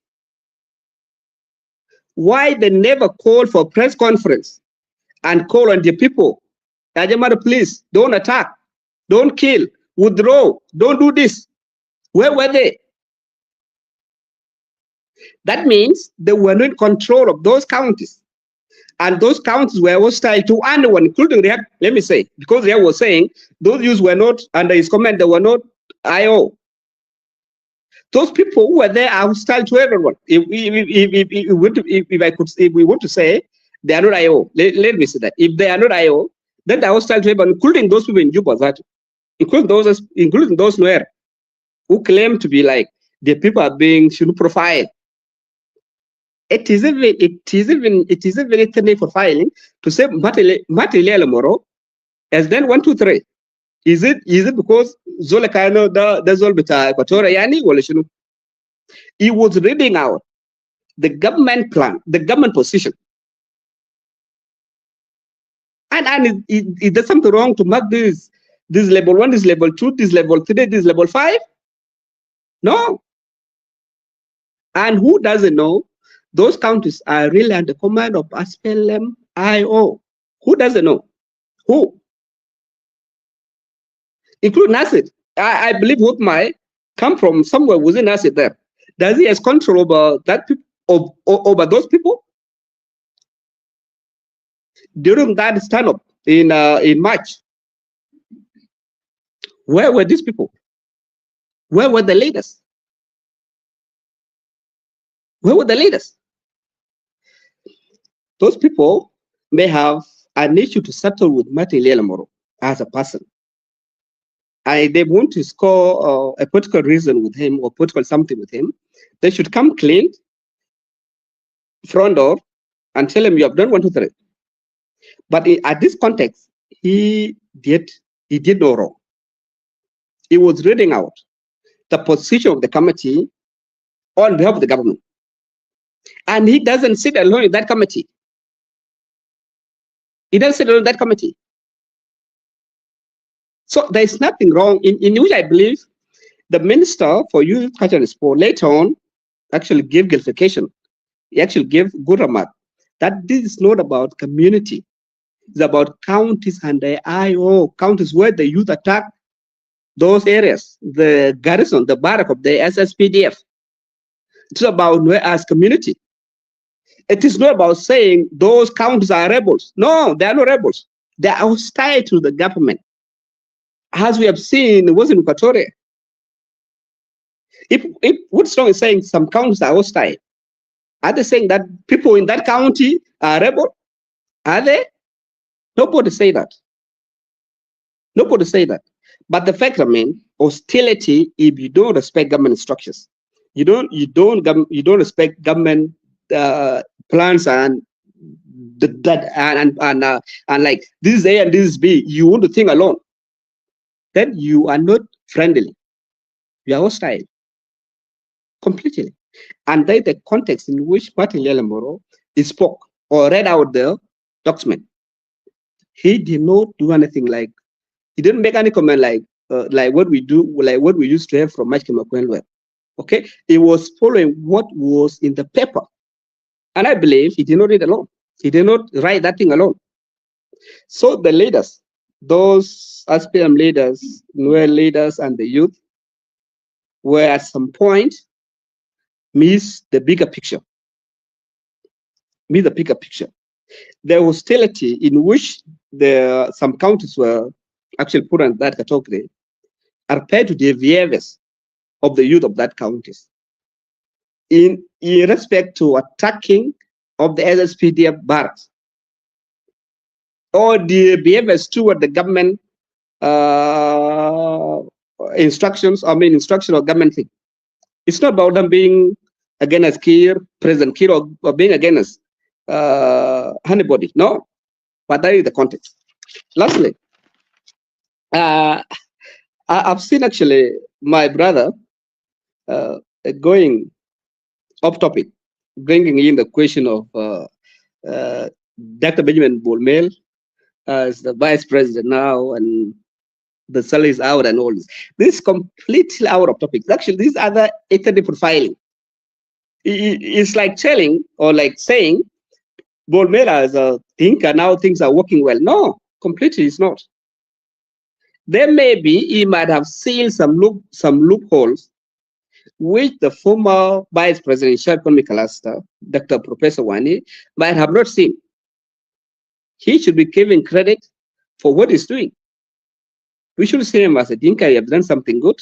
No, he might have covered something there. So I actually don't want to talk on that. So I would want us to confine the whole thing to this. Our brothers, Nuer, let me say our cousin, as a Dinka, should not take anything when any person from the government says something, then they go attacking that person as a person. No. It should be treated as a government position, and then you ask the government for clarification. What did government mean by this? Not a messenger who read out position of the government. Mashke Makula, and I believe if they ask that thing, Mashke Makula tomorrow or next tomorrow, we'll call press conference and we'll tell them, what did the government mean when they talk of hostile counties? What does it mean? They will be given. But they should not come with their own definition, with their own explanation, and say we are being ethnically profiled like this, like this. That is wrong. And moreover, those who are in charge in Juba are not being controlled of people they are depending there in the counties. They are not. From Bentiu to Nasir to Fangak to where they are not in charge of them. From the leaders in the county to chiefs to youth, they are not in charge of them. And that's why whatever government do there ain't about a fight. So this has not to do with Martin Elia Lomuro completely. If somebody has to apologize, it is not Martin Elia as a person. It should be a committee where he's sitting as a secretary to give clarification. What do they mean? And actually, I believe in 2013, when a minister for justice, by then late Emmanuel Awela, divided those political detainees into groups. There's group A, group C, group D. Those with the charge of treason. What was it a problem? It was not. So it is for easy identification. And this is what Martin Lomuro has done. In a good faith. In a good faith. He did nothing wrong.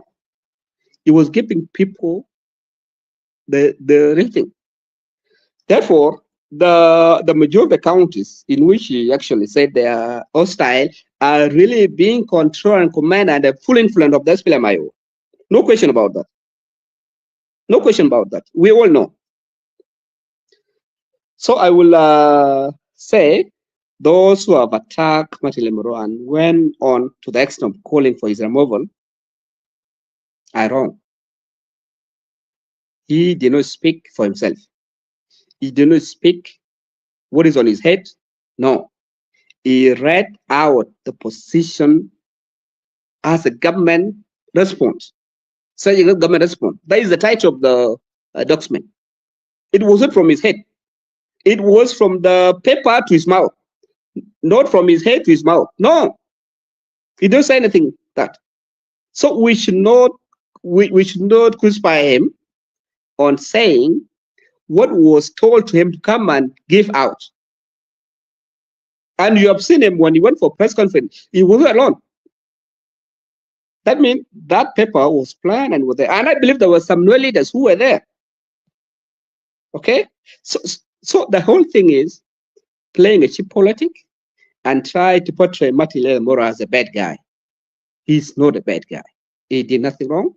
And as he always says that he's working for the president, he's still working for the president. He did nothing bad. Unless people don't want to say what divides us. What divides us is what is unsaid, as was said by Dr. Francis Madingdeng.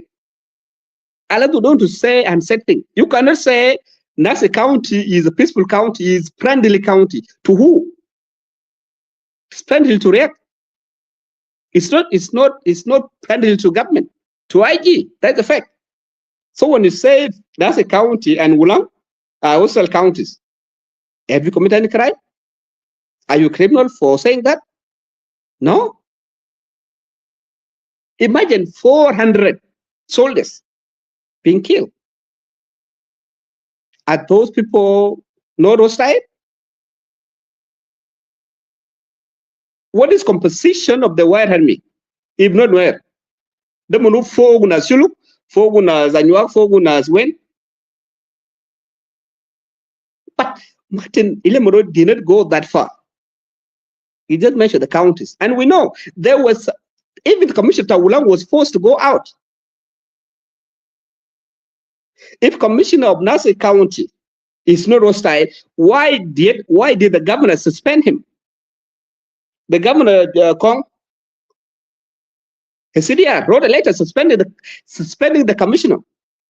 And imagine, after 4 days, when David was in tank until he was killed, he later on issued a letter or a press statement explaining what happened 3 days after David was killed. And imagine he was just a few minutes away from the tank where David was in. He was staying in the county headquarters, the official resident of the commissioner of the county. And he could not bring in the commander, let David Emoju, to come and stay with him. He could not find protection. Is that person not hostile? If you could see the commander of the army being locked up in tank for 4 days, you are sleeping, eating, you are in your official residence, you couldn't call him in, you couldn't give him protection. Are you not hostile? So Martin, I believe, was so lenient enough, and I wish had Elia Lomuro had Martin Michael Makwelo a letter with that statement, Michael Makwelo would have been even more hostile in reading out more than people are imagining this now. Martin did not go out of what was written. It was good. It was so lenient. So let us not bring his past mistakes. His past mistake, we shouldn't bring it here. We focus what he said. That is government plans. That is government response to incidents. And even people are not focusing on something good in which he mentioned in that thing, that the government is planning to work hand in hand with the new interim leadership of SPLM-IO of Stephen Parr. Is that something not good? Is that something not good? Why are we not debating that part? The government is still for peace.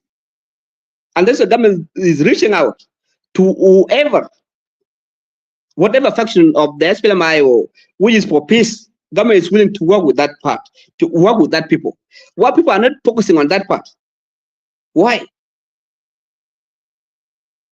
So we are cherry-picking the whole thing to to suit our own interests. And that is wrong. And that is wrong.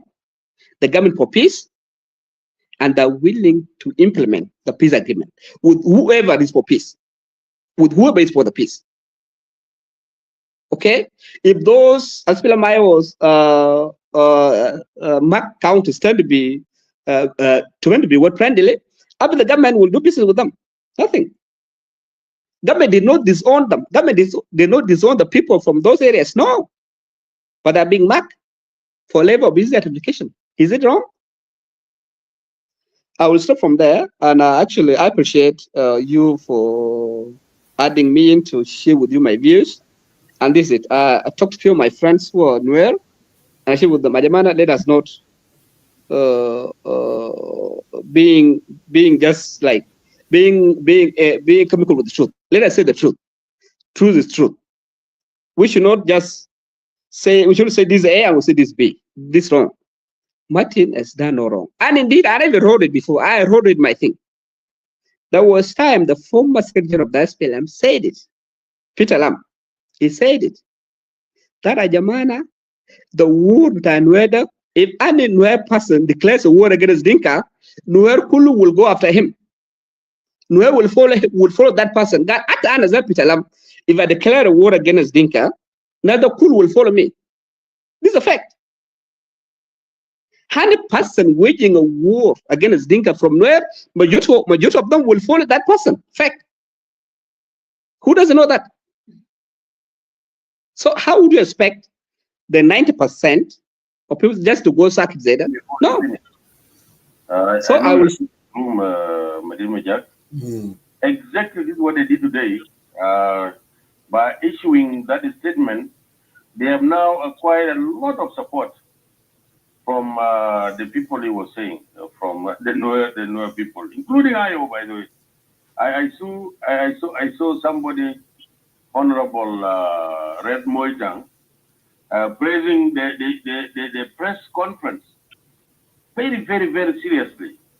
That this is what we have been saying, that we cannot generalize everybody to be Nuer.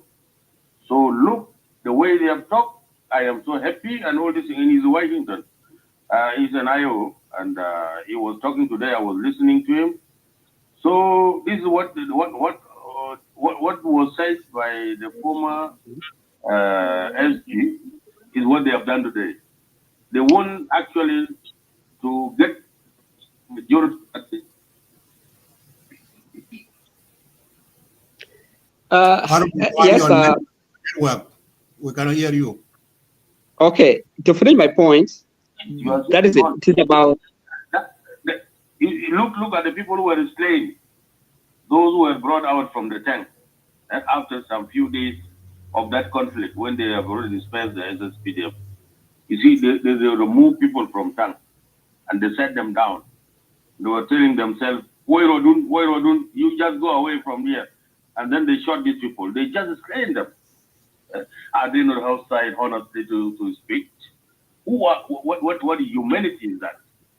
So thank you very much. Let's call it spade a spade, so that we can reconcile genuinely. Reconciling without calling truth, that will not be a good thing. I don't want to be hypocrite. Hypocrites. It's very bad. I cannot work in a system, and yet I have where I go back and go and talk differently. Thank you very much. Thank you. Yeah, go ahead, Simon, to complete. Yes. To finish my point, this is about actually scoring a political point, and that's why I'm not going to put it that way. That is the intention of those SPLM Nuer leaders, of those elders of the Nuer community, of the youth are trying to do. They're actually trying to get the support from the community, trying to display themselves as you know, these are the nationalists Nuer, Nuer, okay? And that's wrong. How many bad things that had happened in Nuer counties that we have never seen them coming out? How many bad things happened? When David Major was killed, did we see any statement from them? 4 days before he was killed, did we see any statement from them? From the youth bodies, from the SPLM youth Nuer leaders, from all these people, where were they? And some of them, including James Hodma himself, come from I believe, from Nasir, from closer to Nasir, not Nasir County. Did he issue anything to them? That means nobody, when those who are doing bad things, all of them ran, all people ran away from them, from those white army. React ran away. These leaders, they ran away when they're doing bad things. And when the government is attacking them, when the government is saying something about them, they all come in their support. They now make them as their people, good people. They make them as, these are Nuer, you're making us like this. And when they are doing this, they are Kalas, they are white army youth. Nobody controlling them, they don't listen to anybody, they don't do this, they don't do this. Why? They should not speak from both sides of the mouth. If they have control of this youth, they should tell the government, we have control over this youth, and we shall do 1, 2, 3.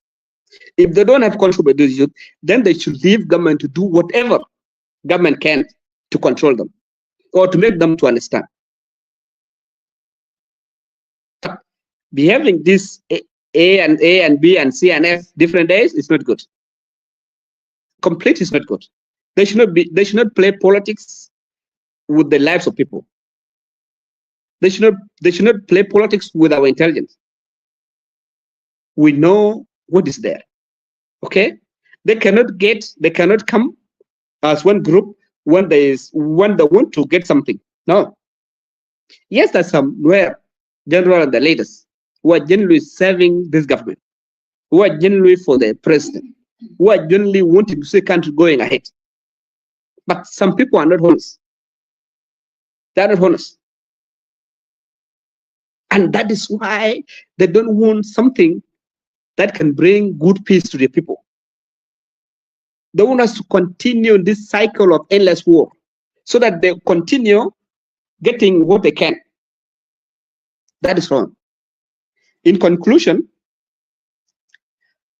there's no connection between what Martin Elia Lomuro has said or has read out from the document and calling for him to apologize or to be released from the president, for him to be sacked. Completely. You are like comparing apples with oranges. They don't make up. If my community or some counties in which they mentioned, they don't actually make reference to community. Counties, if those specific counties, which were grouped as hostile counties, have a problem or have something to ask, they should write as individual counties and have the committee. Don't do a community, not where you coming out and ask the president, no. The Wekoto guys has counties, and we know these are counties, and there's PLMIO. Who doesn't know this? So they should not come now when React is in house arrest. They should not come and speak ironically on behalf of Dr. React. Completely. They just want to put a curtain and speak on behalf of Dr. React. That's why we are calling these counties like hostile. And this is the same position the SPLMIO the deputy chairman, who is the SPLMIO acting chairman now, wrote, was complaining that some counties were categorized or grouped as hostile. Why? The same complaint they are following now. So where do they belong? Where do they belong? I will stop from here, and I'm sorry for taking much time. Yeah. But we should speak the truth. so that our people, our young people, should not be misled by this politician who should speak the truth. Thank you so much, Brother Simmons, for coming to our media and put your what you see, what happening, and that's thank you. So let me go back to Clubhouse. Let's give this chance to Angelo. Angelo, go ahead with your 5 to 7 minutes. Thank you. I see your hand, Dan Kamis. I just want to ask 2 questions to Simon, the recent speaker, if you don't mind. Okay, go ahead. Go ahead if you have a question here. Thank you. Simon, I hope you are getting me clearly.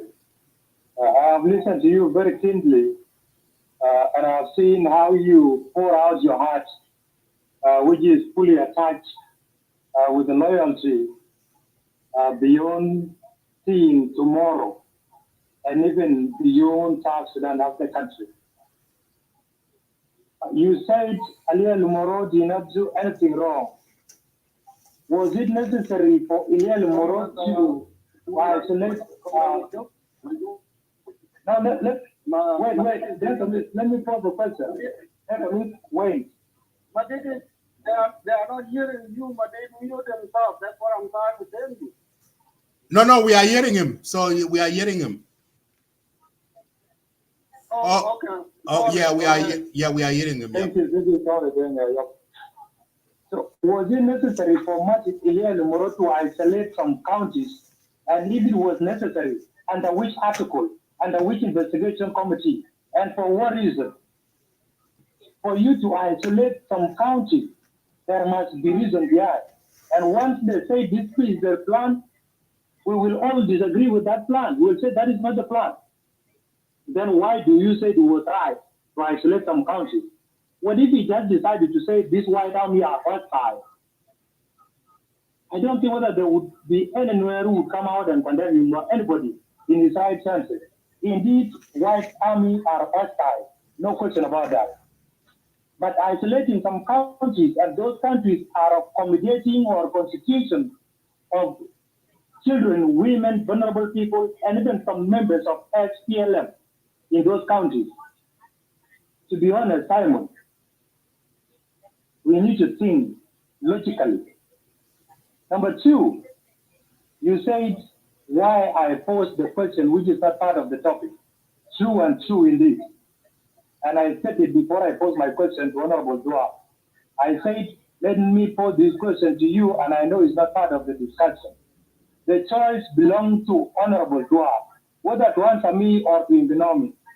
And if to ignore me, I will still know what is happening. And for you saying that instead of profiling Dinka, that's Bola coming and it's from Dinka, so things are going well, it's another profiling of Dinka. We have to give him credit. Maybe you have seen some loopholes which were not seen by Dr. Wani either. To be honest, do you really listen to yourself, Simon? What are those loopholes? If I may ask you, I have worked in that government for several times, and I know in and out. Number 3, the credits should be legitimate. A vague credit where you give in the exchange of buying loyalty to make your way to what you want to be. That is not credit. That is buying the soul of people and support of the citizens so that you can ascend to the throne. So please, let's not come here and try to blindfold us and make sure like we don't know what we are talking about. Most of us here know what we say every day. And we should agree to some point. No matter how we support, I support the government 100%. But at some point, we should be fair enough. And if we keep supporting government very blindly, then that's why the government is losing it every time. In terms of economy, in terms of security-wise, in terms of development, nobody's going to talk about it. So please, don't tell me there were some loopholes. No loophole at all. Somebody somewhere was holding that money for South Sudan. Thank you. Okay, thank you, Majuk. Simon, you can go ahead and respond. those questions. Thank you so much. Thanks so much, Mr. Medit. I will start with the loopholes. Let us be appreciative of the efforts being put by each of us. If you compare the NRA report, by the time Dr. Benjamin took over, with what was there before he came in, you will find different digits. That tells you there were no proper this revenue collection. There were some reports, and indeed, when Dr. Benjamin came in, he outlined his plans. It is not about. He was talking of the oil recently. After Kuruneza, Lisa Guru Masalamo, Lisa, the money. But Dr. Benjamin made sure the promise of 24th every month is fulfilled. It goes with the money from the revenue, by the way. If it's only for the payment of the government salaries, the revenue collection NRA can afford that. If there is a strict supervisor, and that is what Dr. Benjamin Bol did. He provided good leadership. He tells people what to do. And that's why he could able to pay the salary. He didn't keep money somewhere to pay people with, but there was money. Can Mafi Arabs. And that's why he gets money. So there were some loopholes in which Dr. Benjamin Bol sealed completely. You denied it. It is unless you refuse to believe the truth. So I will leave you. Coming to counties, he complains that why did Dr. Elia Lomuro isolate some counties? That is wrong, my brother. He did not isolate the county. And by the way, to correct you, don't say why did Martin Lemuro as a person. Says why did the committee or the government?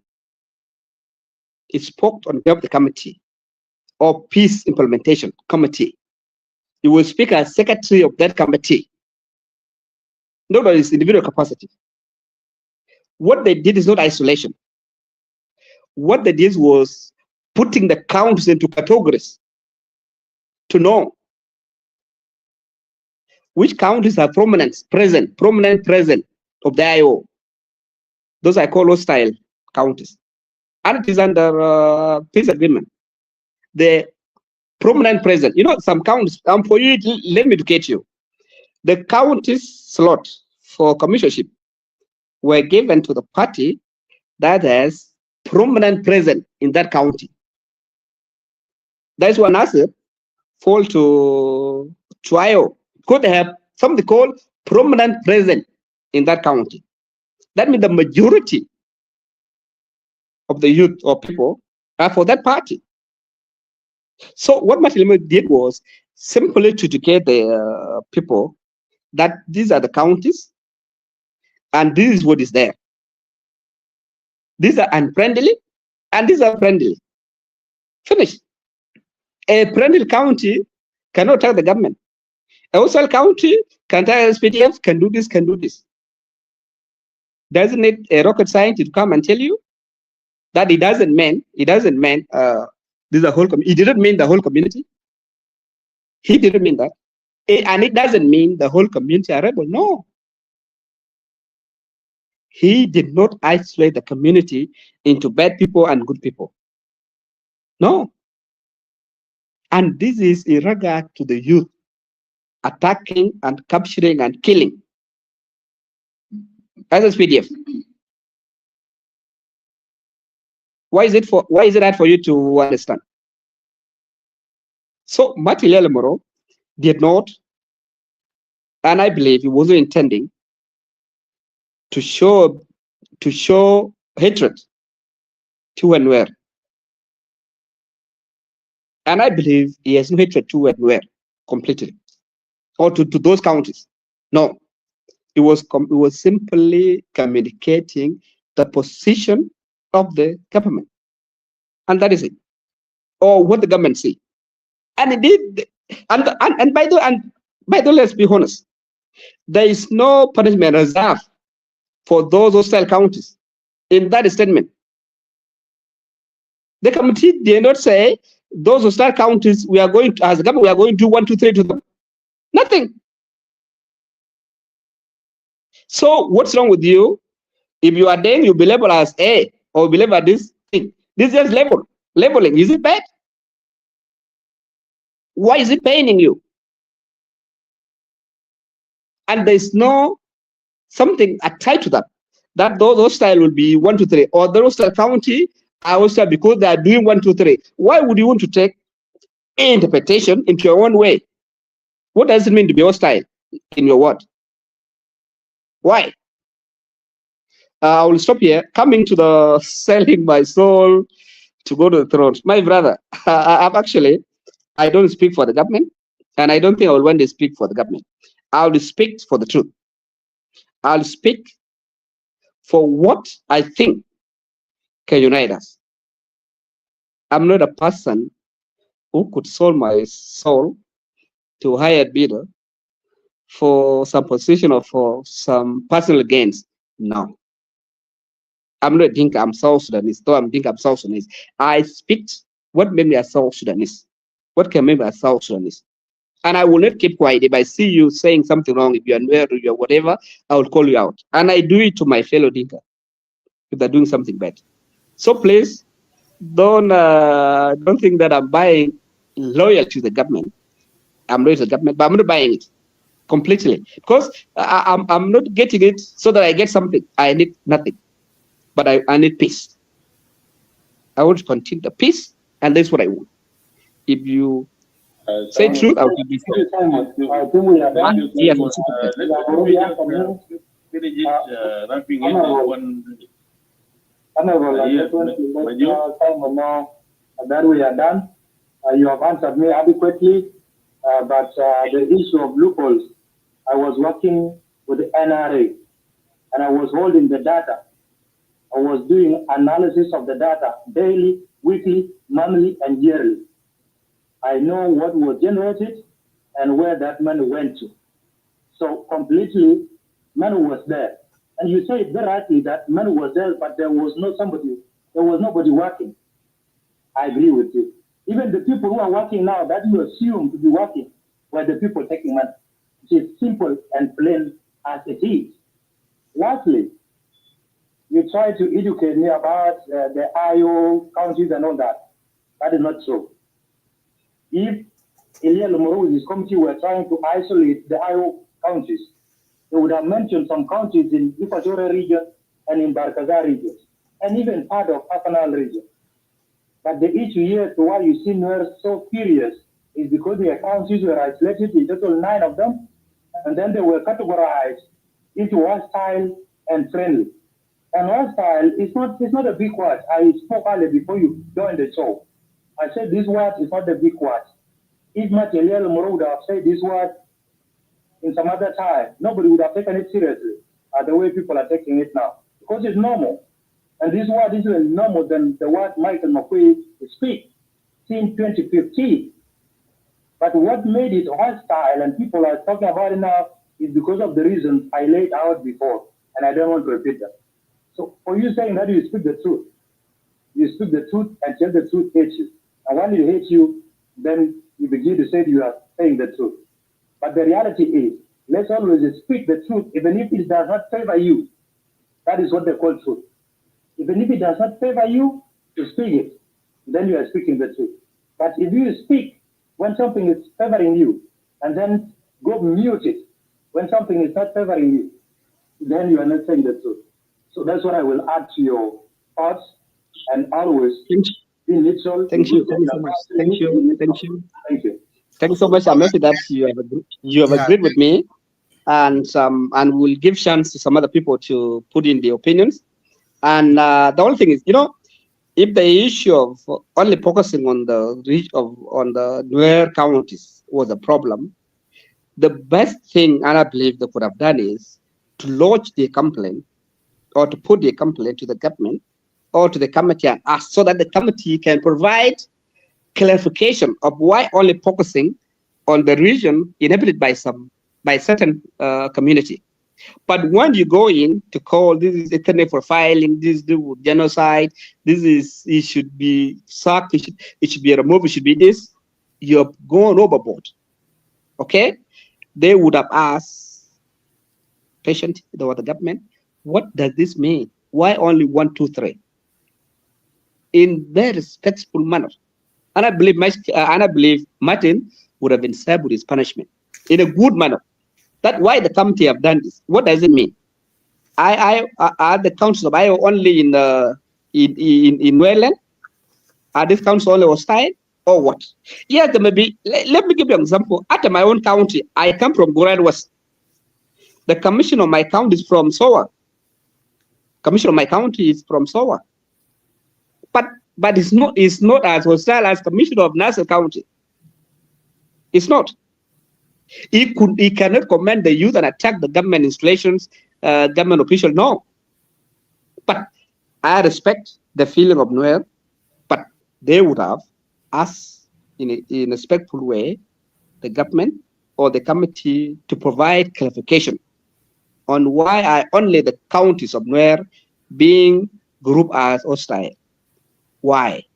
If they want to know more, if they don't know that, they are also because they attack. Simple.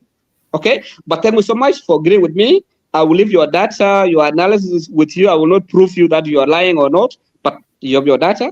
But thank you for agreeing with me. And thank you very much. So thank you. Before I let you go, Simon, there is a question that posed by Daniel Mbenyi. He asking you that why did Dr. Bol said as he has been appointed by president in government of South Sudan, the salary will be paying on time, where the salary is delayed to pay because Dr. Wani was a vice president in government of South Sudan. I'll answer that question in 1 minute, so I will let you go. I don't speak for His Excellency Dr. Benjamin Ball.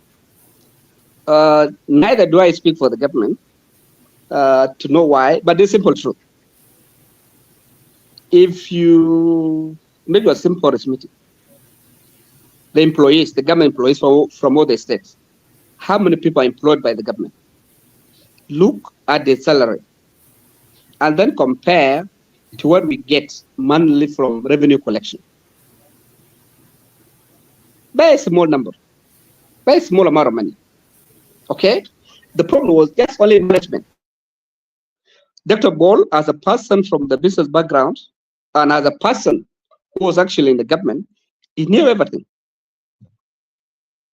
And that is why he made a promise. He made a promise and he implemented it. He knew there was money in NRA, and he did his homework before making a public promise. And that's why he's not getting any difficulties now in implementing his promise. There was money. The problem was only leadership. There was no leadership to hold those people to account. They were not being strictly followed. They were left to loot at the free time. But when Ball came in, there were strict rules. You do this, you do this. And I believe if you could ask some of government officials, they will tell you there were very tough rules given to them by Dr. Benjamin Ball. If I heard about you, I will make sure you're out, you must go to jail, and you must go to court. Okay? You must go to court. These were serious and tough orders. So there was money. And I believe if we work toward helping him, all about helping Dr. Benjamin Bolmel, I believe the issue of salaries, everything will be fixed. He knows where the problems, he knows how to fix them. Okay, I'm not talking as a thinker or as a person. I come from never in the state with him, but that is the truth. I don't know much about him, what he was saying, but there's money from NRA. I have also some data from there. That is, I hope I've answered the question from Daniel Mbenyi. Yeah, thank you. Thank you so much, Simon, for coming in and put in your perspective regarding what the the topic. Thank you. So have a wonderful day. Let me go back to Clubhouse. The next speaker, I think, Angelo, are you there? I'm here, brother Malik. Yeah, you can go ahead with your 5 minutes. Okay, my greeting to you and to the South Sudan Eagle Media for opening this room, and my greeting to your co-moderators and all the panelists and listeners. Your topic, the topic, because we all, we saw the statement by Nuer community in Juba. We also listened to their press conference. And I also listened to those who contributed earlier, including Honorable Dwar. But to make a little bit comparison, when the rebels led by Dr. Riek Machar, when they first signed agreement with the government, first thing they signed was memorandum of hostility. Mean they have to stop the hostility. I believe what Dr. Martin Lomuro has done with the RT Gono is to identify where that memorandum of hostility was violated. We know in the social media, those counties that were mentioned, the one army there with the IO should remove the government appointed commissioners and they installed their own commissioner. Some of the commissioners were suspended and they did not obey the suspension, and they stated publicly that we are not obeying this suspension. Those counties are where the war took place. The war army with the IO, they attacked the government forces. They killed more than 400. Those are hostility. Government has to identify where those hostility took place.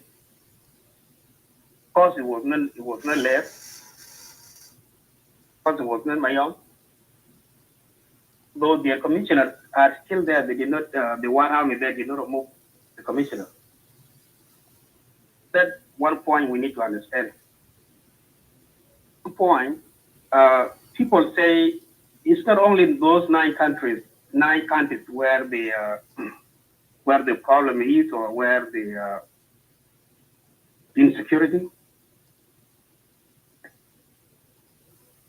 It's only those 9 countries actually is where the commissioner, the government appointed commissioner will remove youth. Now there was a fighting between the community back then in Point.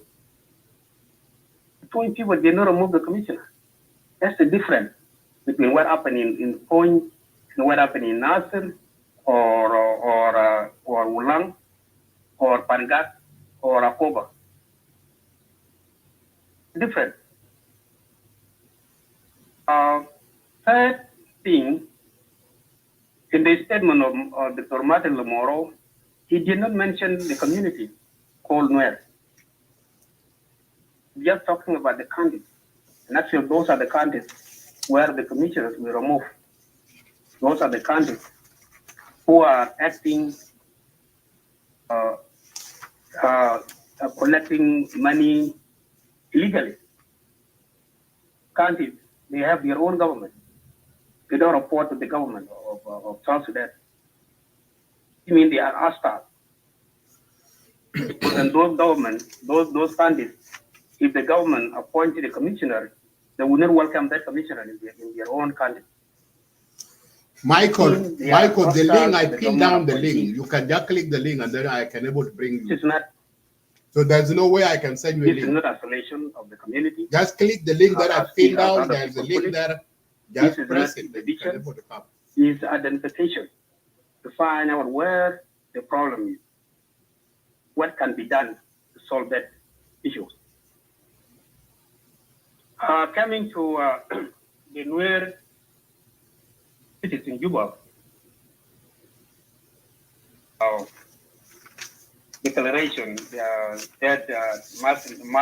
Minister Lomuro is unfit for office and should be removed. I think they have their own agenda.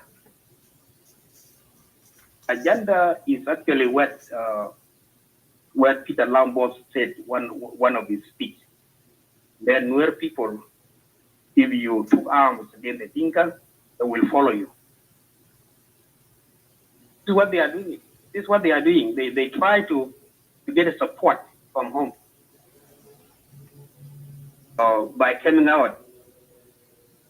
That your people will think that they are actually for them. But truth is, when there is issue in Nasir, IO members in the parliament in Juba, they came out with a press conference, condemning the government and supporting the White Army and the IO in Nasir. But the SPLM MPs in Juba, the Nuer SPLM MPs, we never heard of them. They did not make a contrary press conference. The leader of the Nuer, the president of Nuer community, who is James Osmai, has never say anything about what was going on in Nasir or Wulang. Not even twice as a president to actually to call his community publicly and tell them, don't do this. This is not good for the countries. It's not good for the community, and we should listen to the government. He did not say that, and that bring a lot of questions. Actually, is Hosmai actually against the president, or what is he doing? A lot of questions that we question Hosmai. Even when his son-in-law actually was going after the president personally. You have never heard him saying, my son, what you're doing is wrong. So I begin to question Hosmai whether he is actually part of the problem in South Sudan. One thing that Lomuro said, he said that the parallel army should not be supported. But that's true, because the White Army and the IO are supported by the resources of South Sudan. Carry out actually atrocities against the same government. And that has to stop. That must stop. And that's why these candidates were identified. If anyone here and just want to be liked by South Sudanese, thinking that he's telling the truth, I don't think so. And with that, my brother, I think I finished my time. I will stop here. Thank you. Thank you, Angelo. Let me move very quick, but run out of time in the studio. Luke, are you there? Okay, Luke, if you are not there, let me move to Jerome Riali. Yes, yes, Madit, thank you. Yes, let me to start by greeting the panelists and also the people in the floor.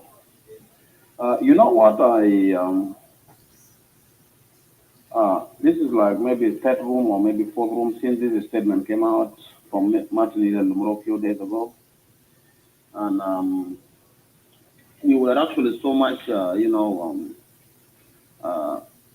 shocked to hear, a description of hostile and friendly, and those terms are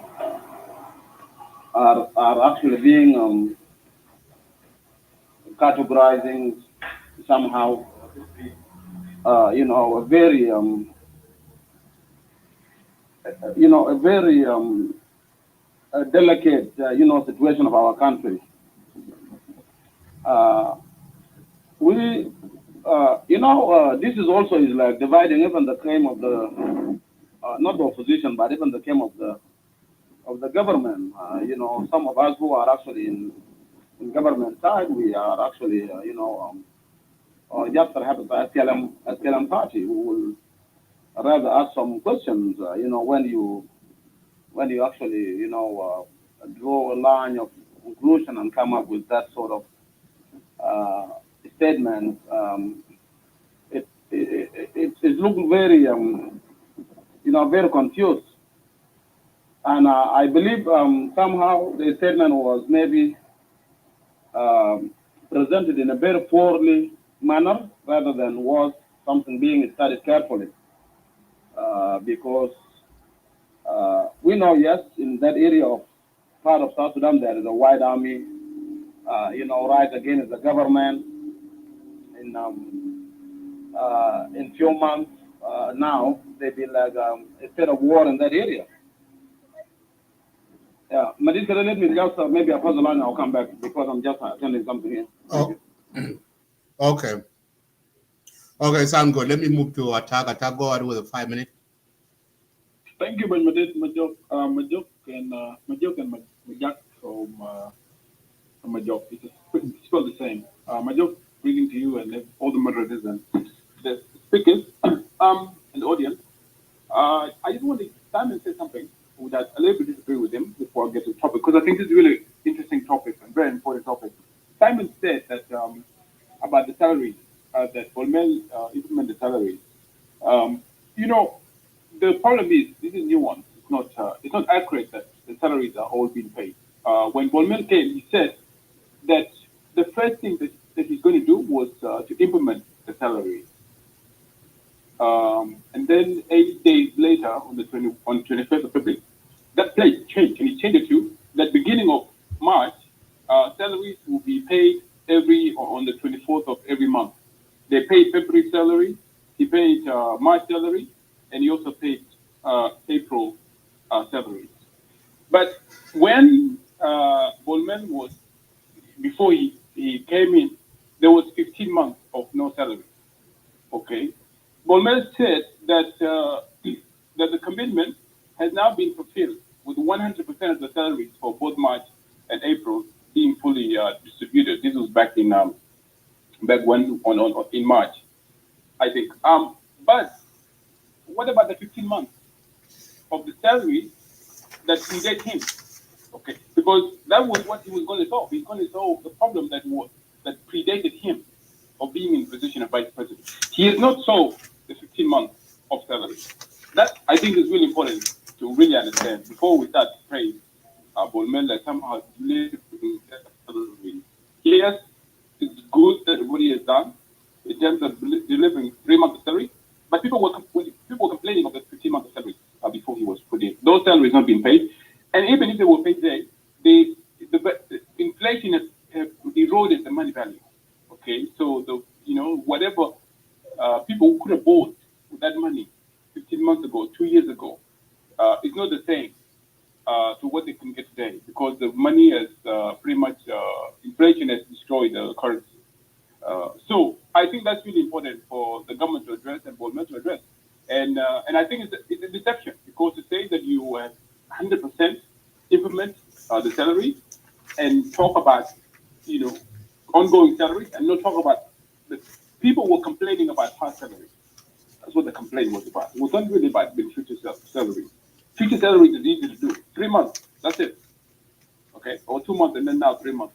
But what about the 15-month salary? That has not been paid.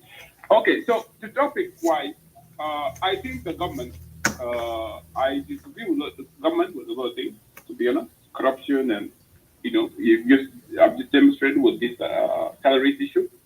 But I think the government is in the right in this stage in terms of declaring the areas, hostile. And because, again, guys, a lot of soldiers were killed by White Army in IO. And I think it's the government right to say that these areas have White Army. They have active, IO who are hostile to us. Because, and again, if you are a soldier and you're sent to those areas, or you're a politician and you're sent to those areas, and you're saying that you're not, these areas are not hostile, these politicians, especially those Nuer politicians who came out, I bet you they will not go to these areas with no security. They will not. Okay, why would they not go to those areas with no security? Why do they travel in Juba with no security? Okay, if there was no measure of some level, okay, there's hostility, there is insecurity. Of course, there is that. So I think the government is absolutely right to say that. And the way that it's not tribal, okay, that this is nothing. If you look at Lear County, Riek Machar come from Lear County. Why was not Lear County not hostile? Why would they not put in a hostile category? Where Riek Machar, the chairman of IO, okay, who's in prison, why was this county not put in as hostile? Okay, because the government is being fair. It's been able to identify the areas that they believe there's a hostile, and that is the right. I mean, if you are a soldier, the government would be negligent to not tell the population or the army or the government officials or local local government officials that there is the increase of insecurity. Okay, why would they not tell the population there is the increase in insecurity? And these are areas of hostile areas where IO is operating, where White Army are actively operating. They're not saying that the entire civilian population is hostile. That's not what they're saying. And I think this guy, this group, the local leaders of Nuer community, I think they're making that mistake because and when as many people point out, when the soldiers were being killed, where were they? Why did they condemn? What was going on? Okay, 400 soldiers, government said, including the wives of the army of soldiers, the children of soldiers were killed. Okay, and they did not say anything about it. I think what is happening is that they're saying this now because I think they're getting pressure from the community, and I think the government could have said that there is an outbreak in some Nuer community or some Nuer county, and they would have said that's profiling. They would have said that that's genocidal. I mean, it's so absurd at this point to call it. The government is trying to do a genocide or trying to, this is the only reason why they would say this is a hostile or friendly county. Maybe they're trying to protect the soldiers, and that's the job, to protect the soldiers, okay, and government officials. So why? To me, I think it's just beyond me why people are thinking the way they are thinking. But I think it's this pressure. I would, if the government were to fire Dr. Martin, I think this would the government would lose confidence actually, and I think it would actually it would totally like the mask would be lifted up from the government. It would be like the emperor has no clothes. Okay, because now I think because then then it's obvious that the government is being bullied into that, and then it's obvious that the government really has no authority, because if you're identifying friendly and hostile communities because White Army operates there, because the people who have killed your soldiers, IO operate there, and access there. I've been here for 2 hours. Look, you get a chance, my brother. I'm almost done. So Well, you just came here. I don't know. Look, I called you before. I called you, but you didn't respond. That's why the line was moved. Yeah, you did. I think also when the government took over Lupulang County, they praised the community. You can go and look at that article up on Reddit. They said that the community was one of the partners in terms of helping them secure the area. So the government is identifying that the women, when they identify that that Ulang County is a hostile community, it's also a community, but the hostility is not from the civilians. I think that is what these people are trying to mislead the population, and not to say that somehow the government is saying that the entire community of Ulang, for example, is hostile. But why did the government, why did the general praise? Why did they praise? The community when they took over the town? Okay, so I think, and then also, Lear County is a friendly county. Okay, it's labor friendly, and Lear County is where Young Machar comes from. So if the government was profiling in a negative, in non-honest and a way not to protect the soldiers, because a lot of soldiers are being killed, hundreds of soldiers are being killed, then why would they not identify Riyadh Machar own county? Angelo, your mic is on. So to me, I think that no, Paul. That point of them not identifying Riyadh Machar County, this is a case closed. This is case closed because it's nothing to do with the community, and the fact that they recognize the Ulang community in helping them secure the area. That means that the government do know that the community is not the civilians in the community are not the same thing as the White Army and the other Karamen and IO. They're not the same thing. And I think some Nuer people they are implying that White Army is the Nuer community, and the Nuer community is White Army. Yes, White Army is exclusively 100% Nuer, but that does not mean that the civilians, okay, are part of it. And I think that the people who are trying to make it that if the entire White Army is the time Nuer community is represented by White Army is the Nuer official who are in Juba. The privileged, the elite community of Nuer are trying to make the two the same thing, and I don't believe it's the same thing. The innocent civilians are innocent civilians, and White Army is different to Kuranga. So those are my points. Let's see, guys. Thank you. Luke, are you there? Yes, I am here. Yeah, go ahead. Okay. Yes, a second.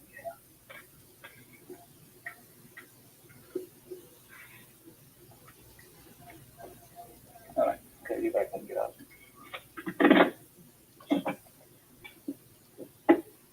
Yes, I'm here.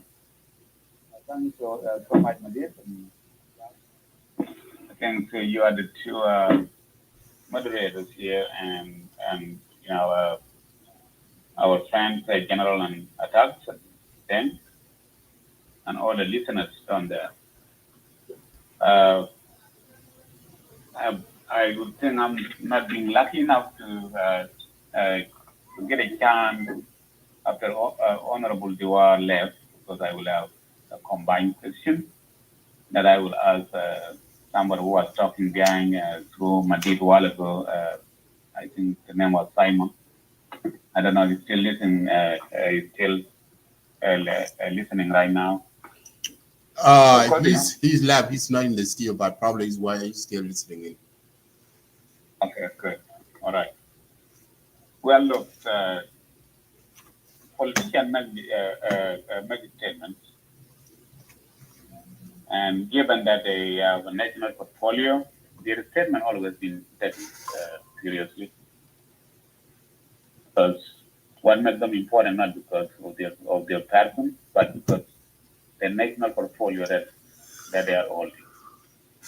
And that's why last time during the Nasir incident when the two generals went to the community in military fatigues and all those stuff and make those statements. Those were also disturbing statements. So I know we will say we are a young nation and all those stuff going on, but we are also a member of the nation.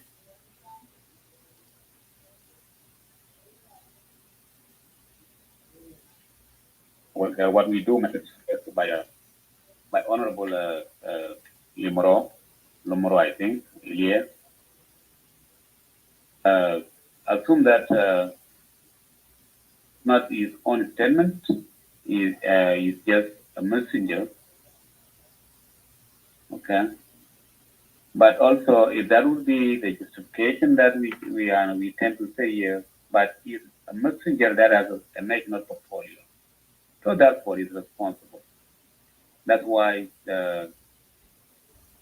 in a country of law, a person of that portfolio, when they make a mistake of this nature, there's no room. We're not going to execute them, but we're going to ask them to leave.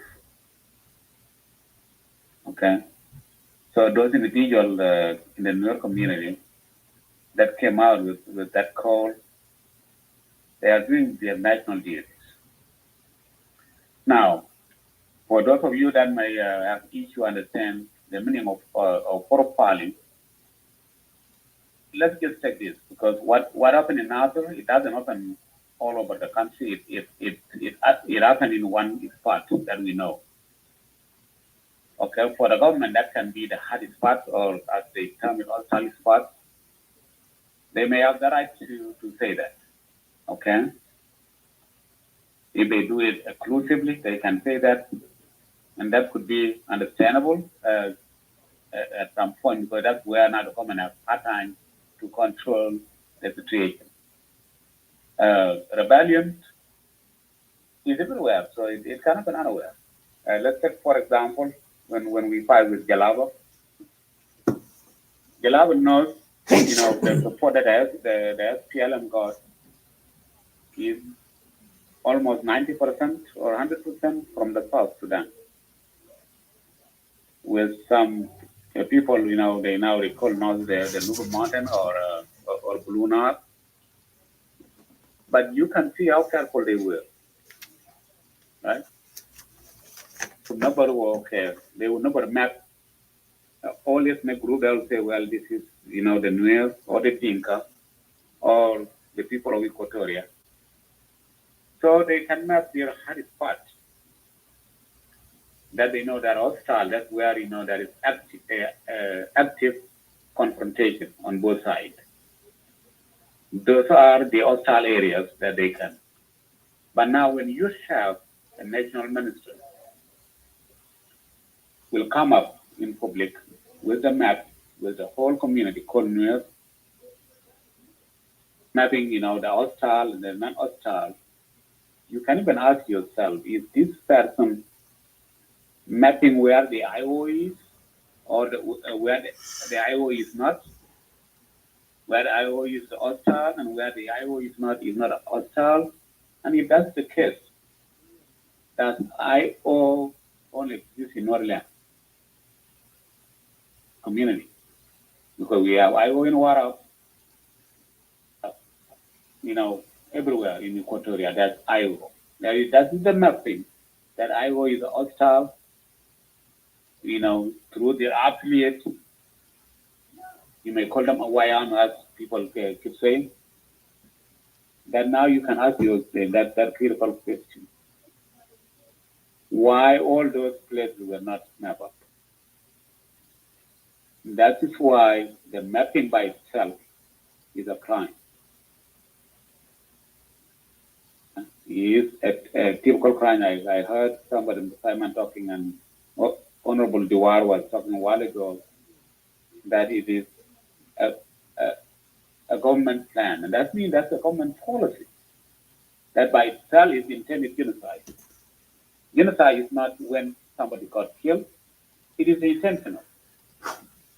Look, what if they were mapping White Army? White Army is not in other Dinka area, what if they were mapping out where White Army operated? Okay. Would you have a problem with that? Okay, hold on. Okay. If they are mapping up the White Army, it looks like now your mentality, so the White Army is a Nuer and Nuer is White Army. So hold on, let me finish my point.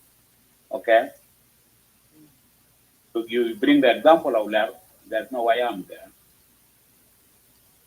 Okay. So you can even map, if that is the government try to figure out where the White Army is, they can pinpoint it, where it is active. We do have the SPLA last time, the Jalaba didn't do that. They know SPLA get all the support all over across the South Sudan. They would never say, the SPLA is a Dinka thing or the Nuer thing or whoever thing. No, they can't do that. Okay? That would be intentional crime. What rests the question here that is now a genocide plan behind this is the mapping. Or if this matter could just say, okay, as we speak now, there is an active White Army in this country, of course, that could be understood. All right? But when you take the whole community as a package, you have the friendly and non-friendly, that's a typical profiling there. To take it to anchor on this planet, this monitor and the government that is represented will be killed. I don't know how you're going to defend this. And I thank Brother Majab with his point. Time we need, if we want to build a nation of all of us, it has to be a nation of truth.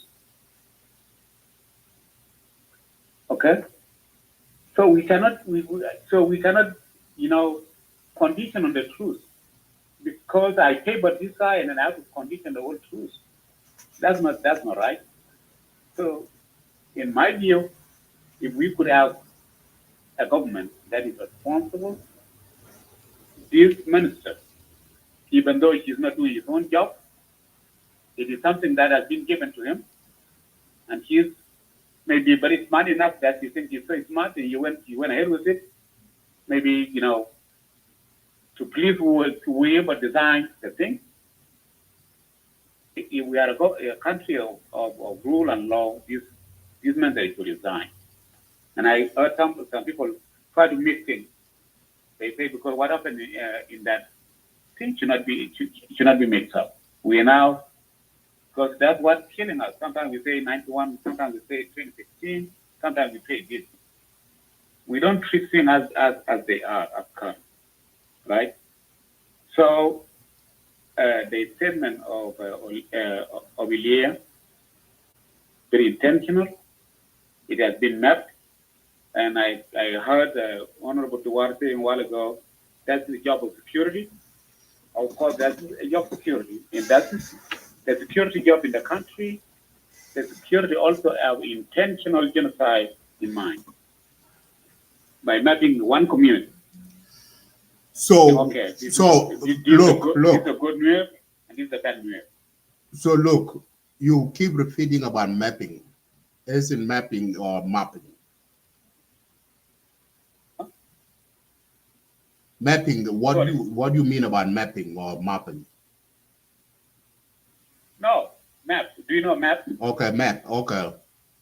This is mapping. They have. You know map. This is the Nuer land. They map it. They say okay.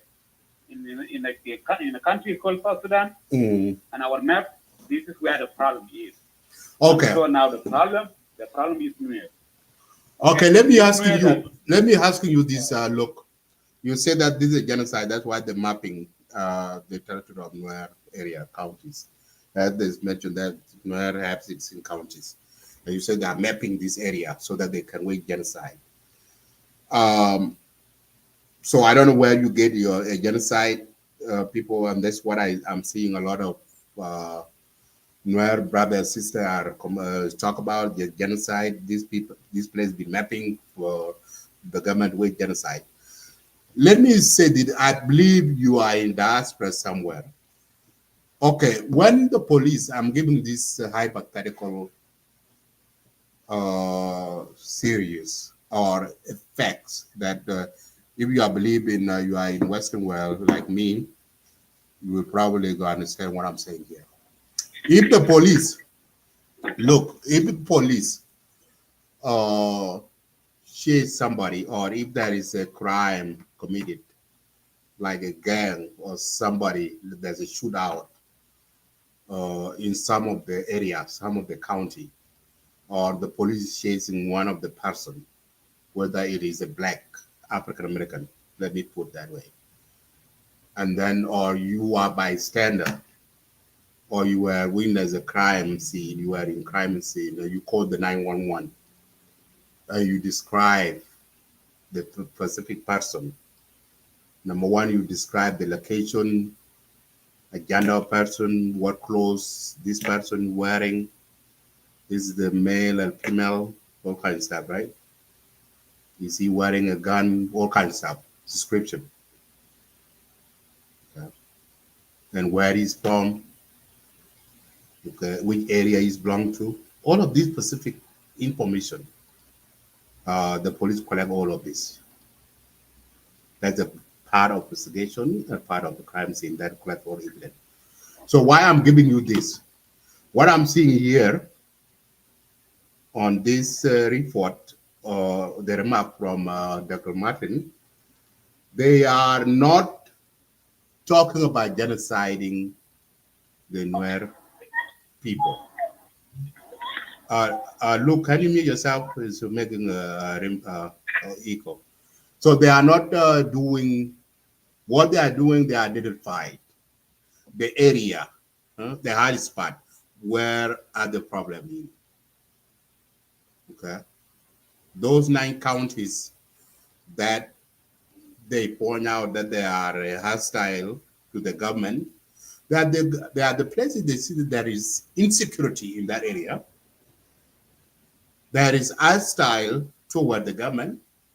So this is the places, if you can see those 9 counties, that's why they just want specifically where are the problem at. Okay, that's why I'm giving you that example. When the police see there's a crime, they will identify this person, where the location is, and where this person belongs from, and what happened, etc. This is what the government is doing here. It's not just like government, okay, identify these nine counties as unfriendly to the government, so they will wage war. Genocide in their area.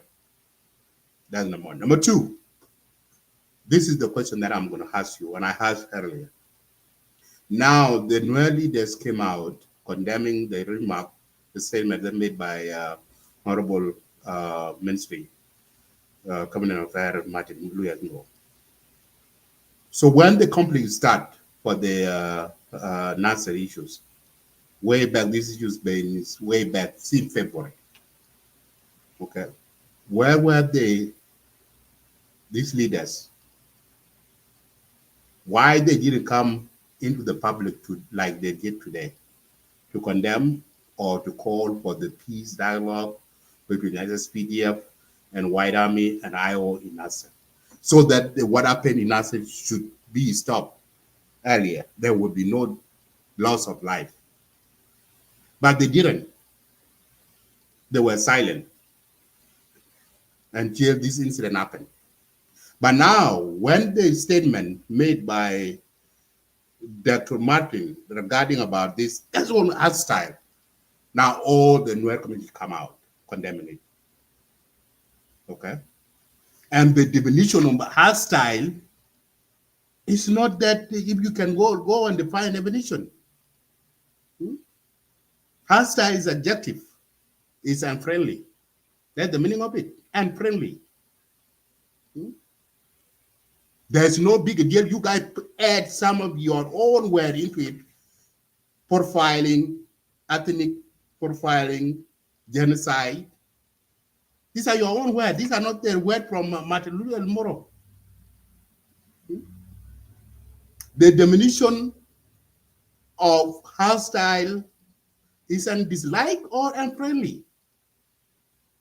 You can dislike or your, for example, your girlfriend, if your girlfriend, her parent will dislike you. That's the definition of hostile, Junubin. What does it mean if someone is hostile to you? And they can be hostile if they put their hand on you too. Yes, exactly. Aggressiveness. Yeah. Yeah, brother Mandit. So Hang on, I will yell it back. You will talk. So because we are want to define what the hostile is. Because what I'm getting here, there's no any genocide. There's no any ethnic profile for the definition of hostile. The definition is very clear. The person is aggressiveness or unfriendly. That's the meaning of hostile. So where are you guys getting from? So you put in your own Shetta and Mele into it so that you can make it a big deal out of it to make a case. But you guys leave the big picture, the very big, bold picture, what happened in Nasir, killed a lot of people.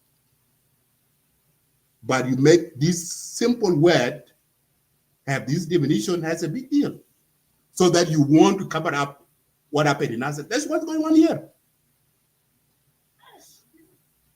Go ahead. Yeah, brother Madid, so I don't know if you asked your question yet. So what I'm seeing that seems to be the rational, to rationalize what the minister have said publicly is that people that are from the government side should not take the position on this. It seems that seems to be your question, even though I didn't ask it. But let me put it this way here. The term profiling, it is just when a particular group in the society has been labeled or doing something that is contrary to other people. And what it means, I don't know if you are in America or not. But the profiling, Dr. Martin Luther didn't use the word profiling. He used the word hostile. If you want to find a definition of hostile, just talk about the hostile. Don't talk about the profiling. The profiling is the word that you guys come out of it. It's not, you put that, do not put that word. No, I need to make you to go along. Allow me to finish my point. Yeah, you will finish your point because you are defining the definition of profiling. That's not the word we are talking about here. We are talking the word of hostile or unfriendly or friendly. Those are the two words. I don't understand what you're talking about. Okay, okay. That's what I want you. I want you to put you on the right, because the word of filing and ethnic that's coming or genocide is your word. It's not Dr. Elia's moral word. Okay, go ahead. Let me make the mistake. If you can let me finish, that would be great. So that will make it more civil here. So what I'm saying here, the word profiling, what it means, when you select a group of people and you brand them with something, even if it's something good, that's the profiling. Let me say, in all those counties, the good, okay, so who said the word profiling? Look. Hold on, brother. No, because I don't want you to move forward. I want you to correct this. Who said the word profiling? There's no, but look, while I'm talking to you, I have a paper in front of me here. The press paper, those things. There's no word of profiling here. So where are you getting your word of profiling? Yes, can I finish? Yeah, you will finish. Yeah, you will finish, but do not talk about the word profiling. Because if you want to talk about the hostile. Unless you want to put a word in my mouth and then I can. No, look, you didn't get my point. You are now talking about the definition of profiling. Which is not, there's no word of profiling in Dr. Martin Luther Lomuro statement. We are talking about the hostile. And the definition of hostile, the definition of hostile, there's no profiling in it. Hold on, brother. So if you can be, I know you are the boss. You are on green. Please don't. No, it's not the boss. It's not the boss. It's a wrong from right. I even can give you a green. I can even give you a green. Green is not a problem. Because we don't want to bore our listener here, brother. Because I think this. Yeah, because I don't want you to do a propaganda. This is the wrong place. If you want to do propaganda, this is the wrong place. All right. Okay. Let's do it this way, because I think the topic here, it might be a wrong place why the topic is put here, because they say the new leadership declare, okay, this minister, as unfit. Okay. So you can understand, because the topic, that's what we address here. The Nuer will be so dumb enough if they don't give a reason as to why they are saying this. Okay? So they are saying this leader, they are saying this because, when you label people, that's the word profiling come from, labeling. If you say these are good ones and these are not so good, you already profile. That's the word profiling is all about. So let's say here, in those counties that's been mapped out in South Sudan as the friendly and the hostile, these are the Nuer counties.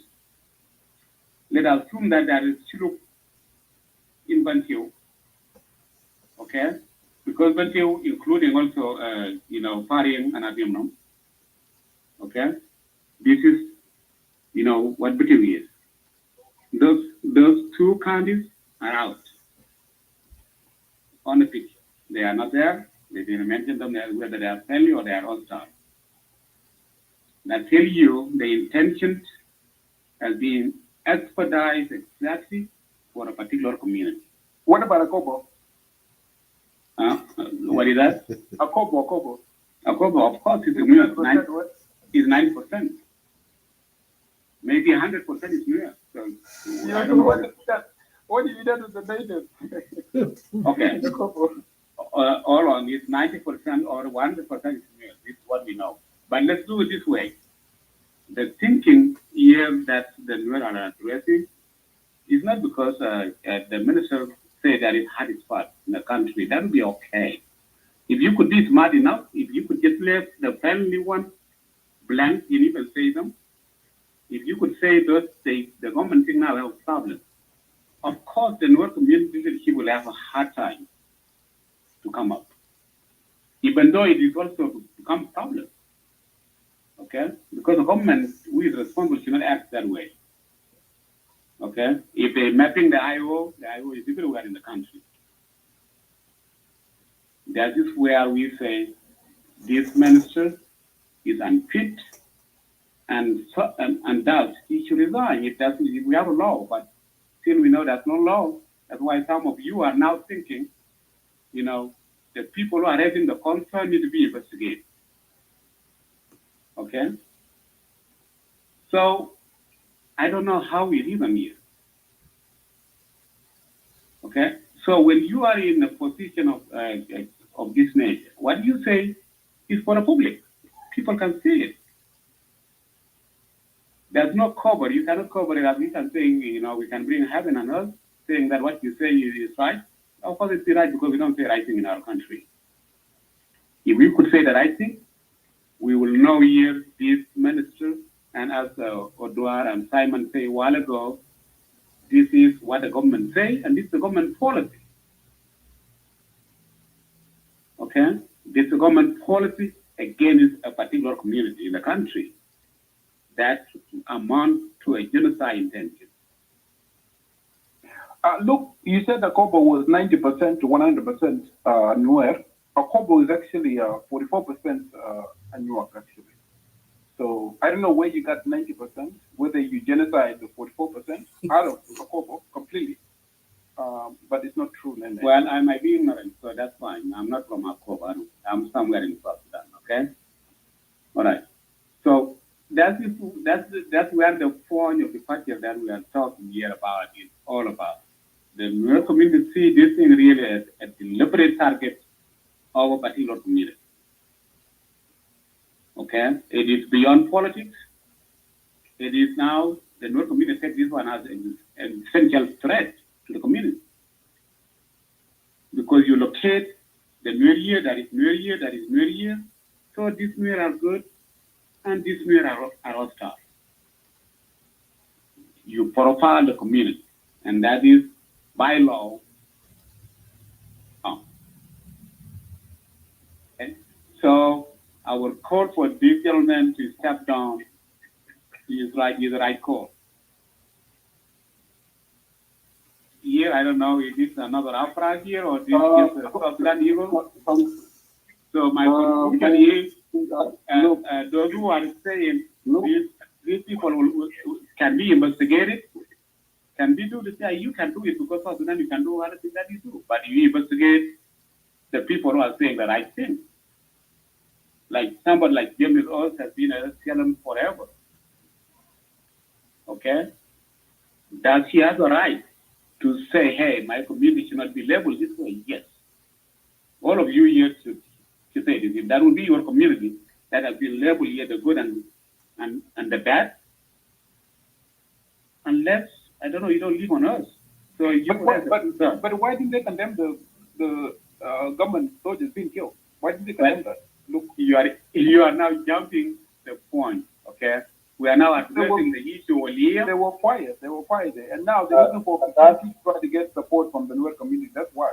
Attack, let me add something to yeah, let me add something to your question. Look, I just want to add one question. Thank you.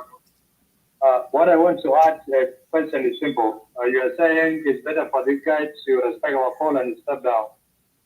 Is it the only way that you can actually present your grievances for him to step down? That's number one. Number two, was he elected by anybody or was appointed? Thank you. Okay. Can you say the question number one? Because I have a network problem. I didn't hear it well, my joke. Can you repeat that? I'm asking, is it the only way you can present your grievances for him to step down, or you can take other legal means? Okay, good. I got you right now. Okay.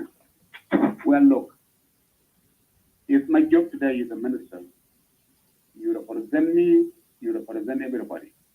The only way that your word makes sense to me because you are a minister.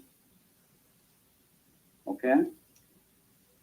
So you talk on a capacity that you holding in a nation. So that one gives you a power, gives your word, attention. So therefore, the Nuer community are taking that power out of this guy. If we're going to pursue him legally, we're going to pursue him at the individual level. Those are the two things. First of all, we are telling him, you abuse your power as a minister for saying this. Okay? So since you abuse, the only power that your word weight have a weight is because you have that ministerial position. So therefore, you step on. That's very that's civilized thing that you do in any government that is responsible. As far that he's elected or he's appointed, those also they are in substance. If he's appointed, because in South Sudan everybody has been appointed except with, I don't know who is not appointed. Even now, even the Payam person is appointed. All right? But still we tend to call ourselves a country of law and country of government, even though our system is not what it's supposed to be. Of course, being appointed to that position as a national minister. So therefore, there's no two way to look at it. Okay? I don't know if you in your question you want us to go target a person who appointed them, say, hey, because you appoint the wrong person, you are a problem. That person is reasonable enough, you will say, no. He is a national minister, he's been appointed to do the duty. So therefore, for us, so I don't know if I answer your question. I think that's where I look at it. Can I have a very quick question, Comrade Mijo? Yeah, go ahead with your question, then I'm about to close down. We run out of time. Yep. Okay, it's going to be very short. I will make my last remark when you answer my question. Comrade, look, I'm asking my question to you. The document that being presented, condemning, at the same time calling for resignation of Minister of Cabinet Affairs, is being done on behalf of the Nuer SPLM members. So now, is this the position of is it going to be a position of the Nuer in the SPLM, or is it going to be a position of the community when the result comes back? So who is going to be addressed by the government and the minister himself? Yeah, I think that's a good question, rather than. But the point that that relates to this is these people, including somebody like General who is now a chairman of the community, because that's what happened now in South Sudan. I heard even the people are the chairman of the community, right? That was the issue. Look, your voice is gone. My voice gone? Okay, you're back. Okay, sorry.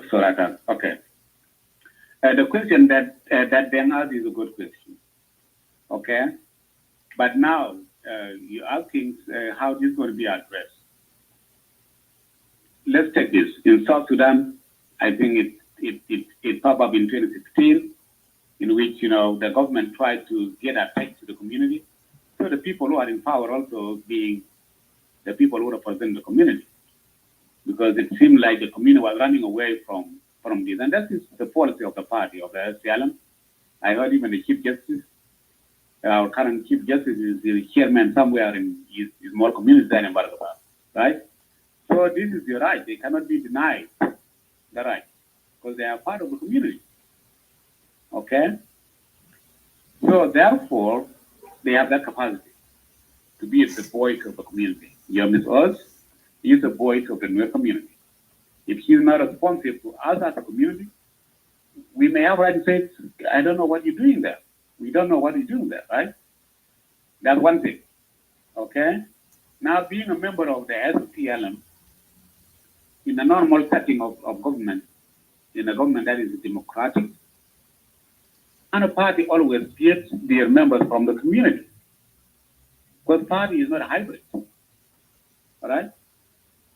So the party gets members from the community. They are always responsive to the community. So if you can read the document, let's say, take the United States, for example, okay, the representatives, you will find them, they are in meeting of the school if they are needed, they are in meeting of the churches if they are needed, because they are responsive to the community. The member of the SPLM, who are a member of young community or member of a new community or member of new community or member to, Sholo or Zanyo Madi, they are responsive to the community unless if the SPLA wants to divorce itself from the community. Okay? So they are all together. Okay? If they want the SPLM to be, a member in your community, of course they have to talk on their capacity. If one of their friends in the party, or if somebody in the government says something like this, and as SPLM is a part of the government, so they have right to voice that. They can say, no, you can't say this to my community. There's nothing wrong with it. Nothing wrong at all in a normal setting, right? I guess rather than ask a good question, but I think they do have a right to say that. And they have a right also to demand this guy to step down. Okay. He's stepping bombs.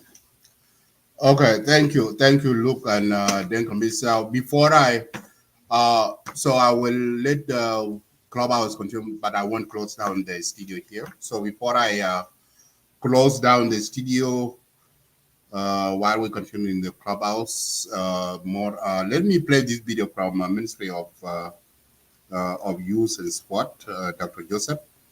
So he Here is what he say regarding the hostile community does not mean the collective community, but as the Honorable Minister has mentioned, this is an organized group that attacked the barrack, as we have seen, and of course this is taken care of under Chapter 5, which calls for reconciliation of communities. The agreement was signed in 2015, as we know it. It collapsed in 2016 and revitalized in 2018. This was meant to consolidate peace and security. But we haven't seen this happening. That is why the incident of Nasir has sparked this level of political crisis. So what this document does, it calls for government to sit back, address this issue through a political process, which is why it calls for security to be strengthened. It calls for electoral mechanisms to be supported so that we can have elections by the end of transition period. And indeed, political parties that are signatory to the peace agreement were expected to organize themselves to participate in elections that were meant to have been held a year ago.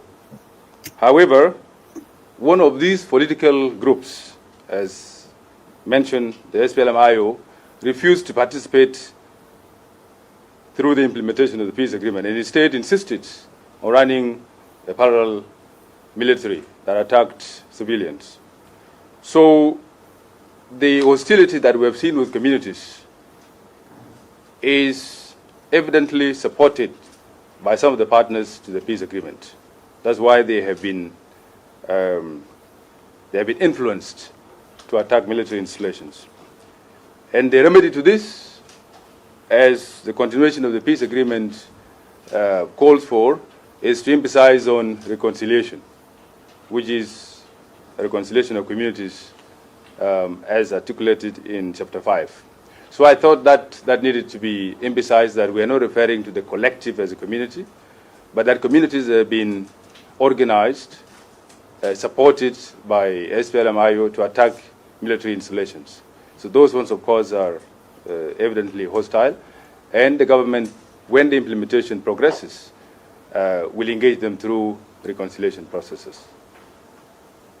I think the investigation has been adequately mentioned, and what we need to know as journalists is that there's a lot of information on media that you're already aware of, and I'm sure nobody has not heard that there is an investigation going on to those individuals that are in conflict with the law. And of course, we cannot preempt. We're not supposed to talk about an ongoing legal process. There you have it. That's a cleanup after a remark from Dr. Martin Elia Lomuro. So that is Ministry of Youth and Sport. So just and this same day when they give a press conference on Saturday. So you hear from that. It's not the when the use of hostile. It's not the whole community of Nuer. It's specific people that who were hostile to the government. Those people who pick up arms and kill more than 400 SSPDF with their family. Those are the people they call them the hostile. And those group of white army, they come up from those communities, those counties. So that's I have another video, but we ran out of time. The video of Honorable Michael Mukunwes, but I will not be played today, so it will be the next time if I have another show. So part 2, maybe I will come up tomorrow with part 2 if I have a chance. So for now, I will close down the room, the studio, and then we'll continue with our room in Clubhouse. And those of you who are watching here in Facebook and YouTube, please join us in Clubhouse. We'll continue with our conversation. Thank you, everyone. Have a wonderful night. Have a wonderful morning where you are. Thank you for watching our show. Have a good night. Bye now. So those of you in Clubhouse, you guys can continue. Then come and talk. You guys can continue with the room. Thank you.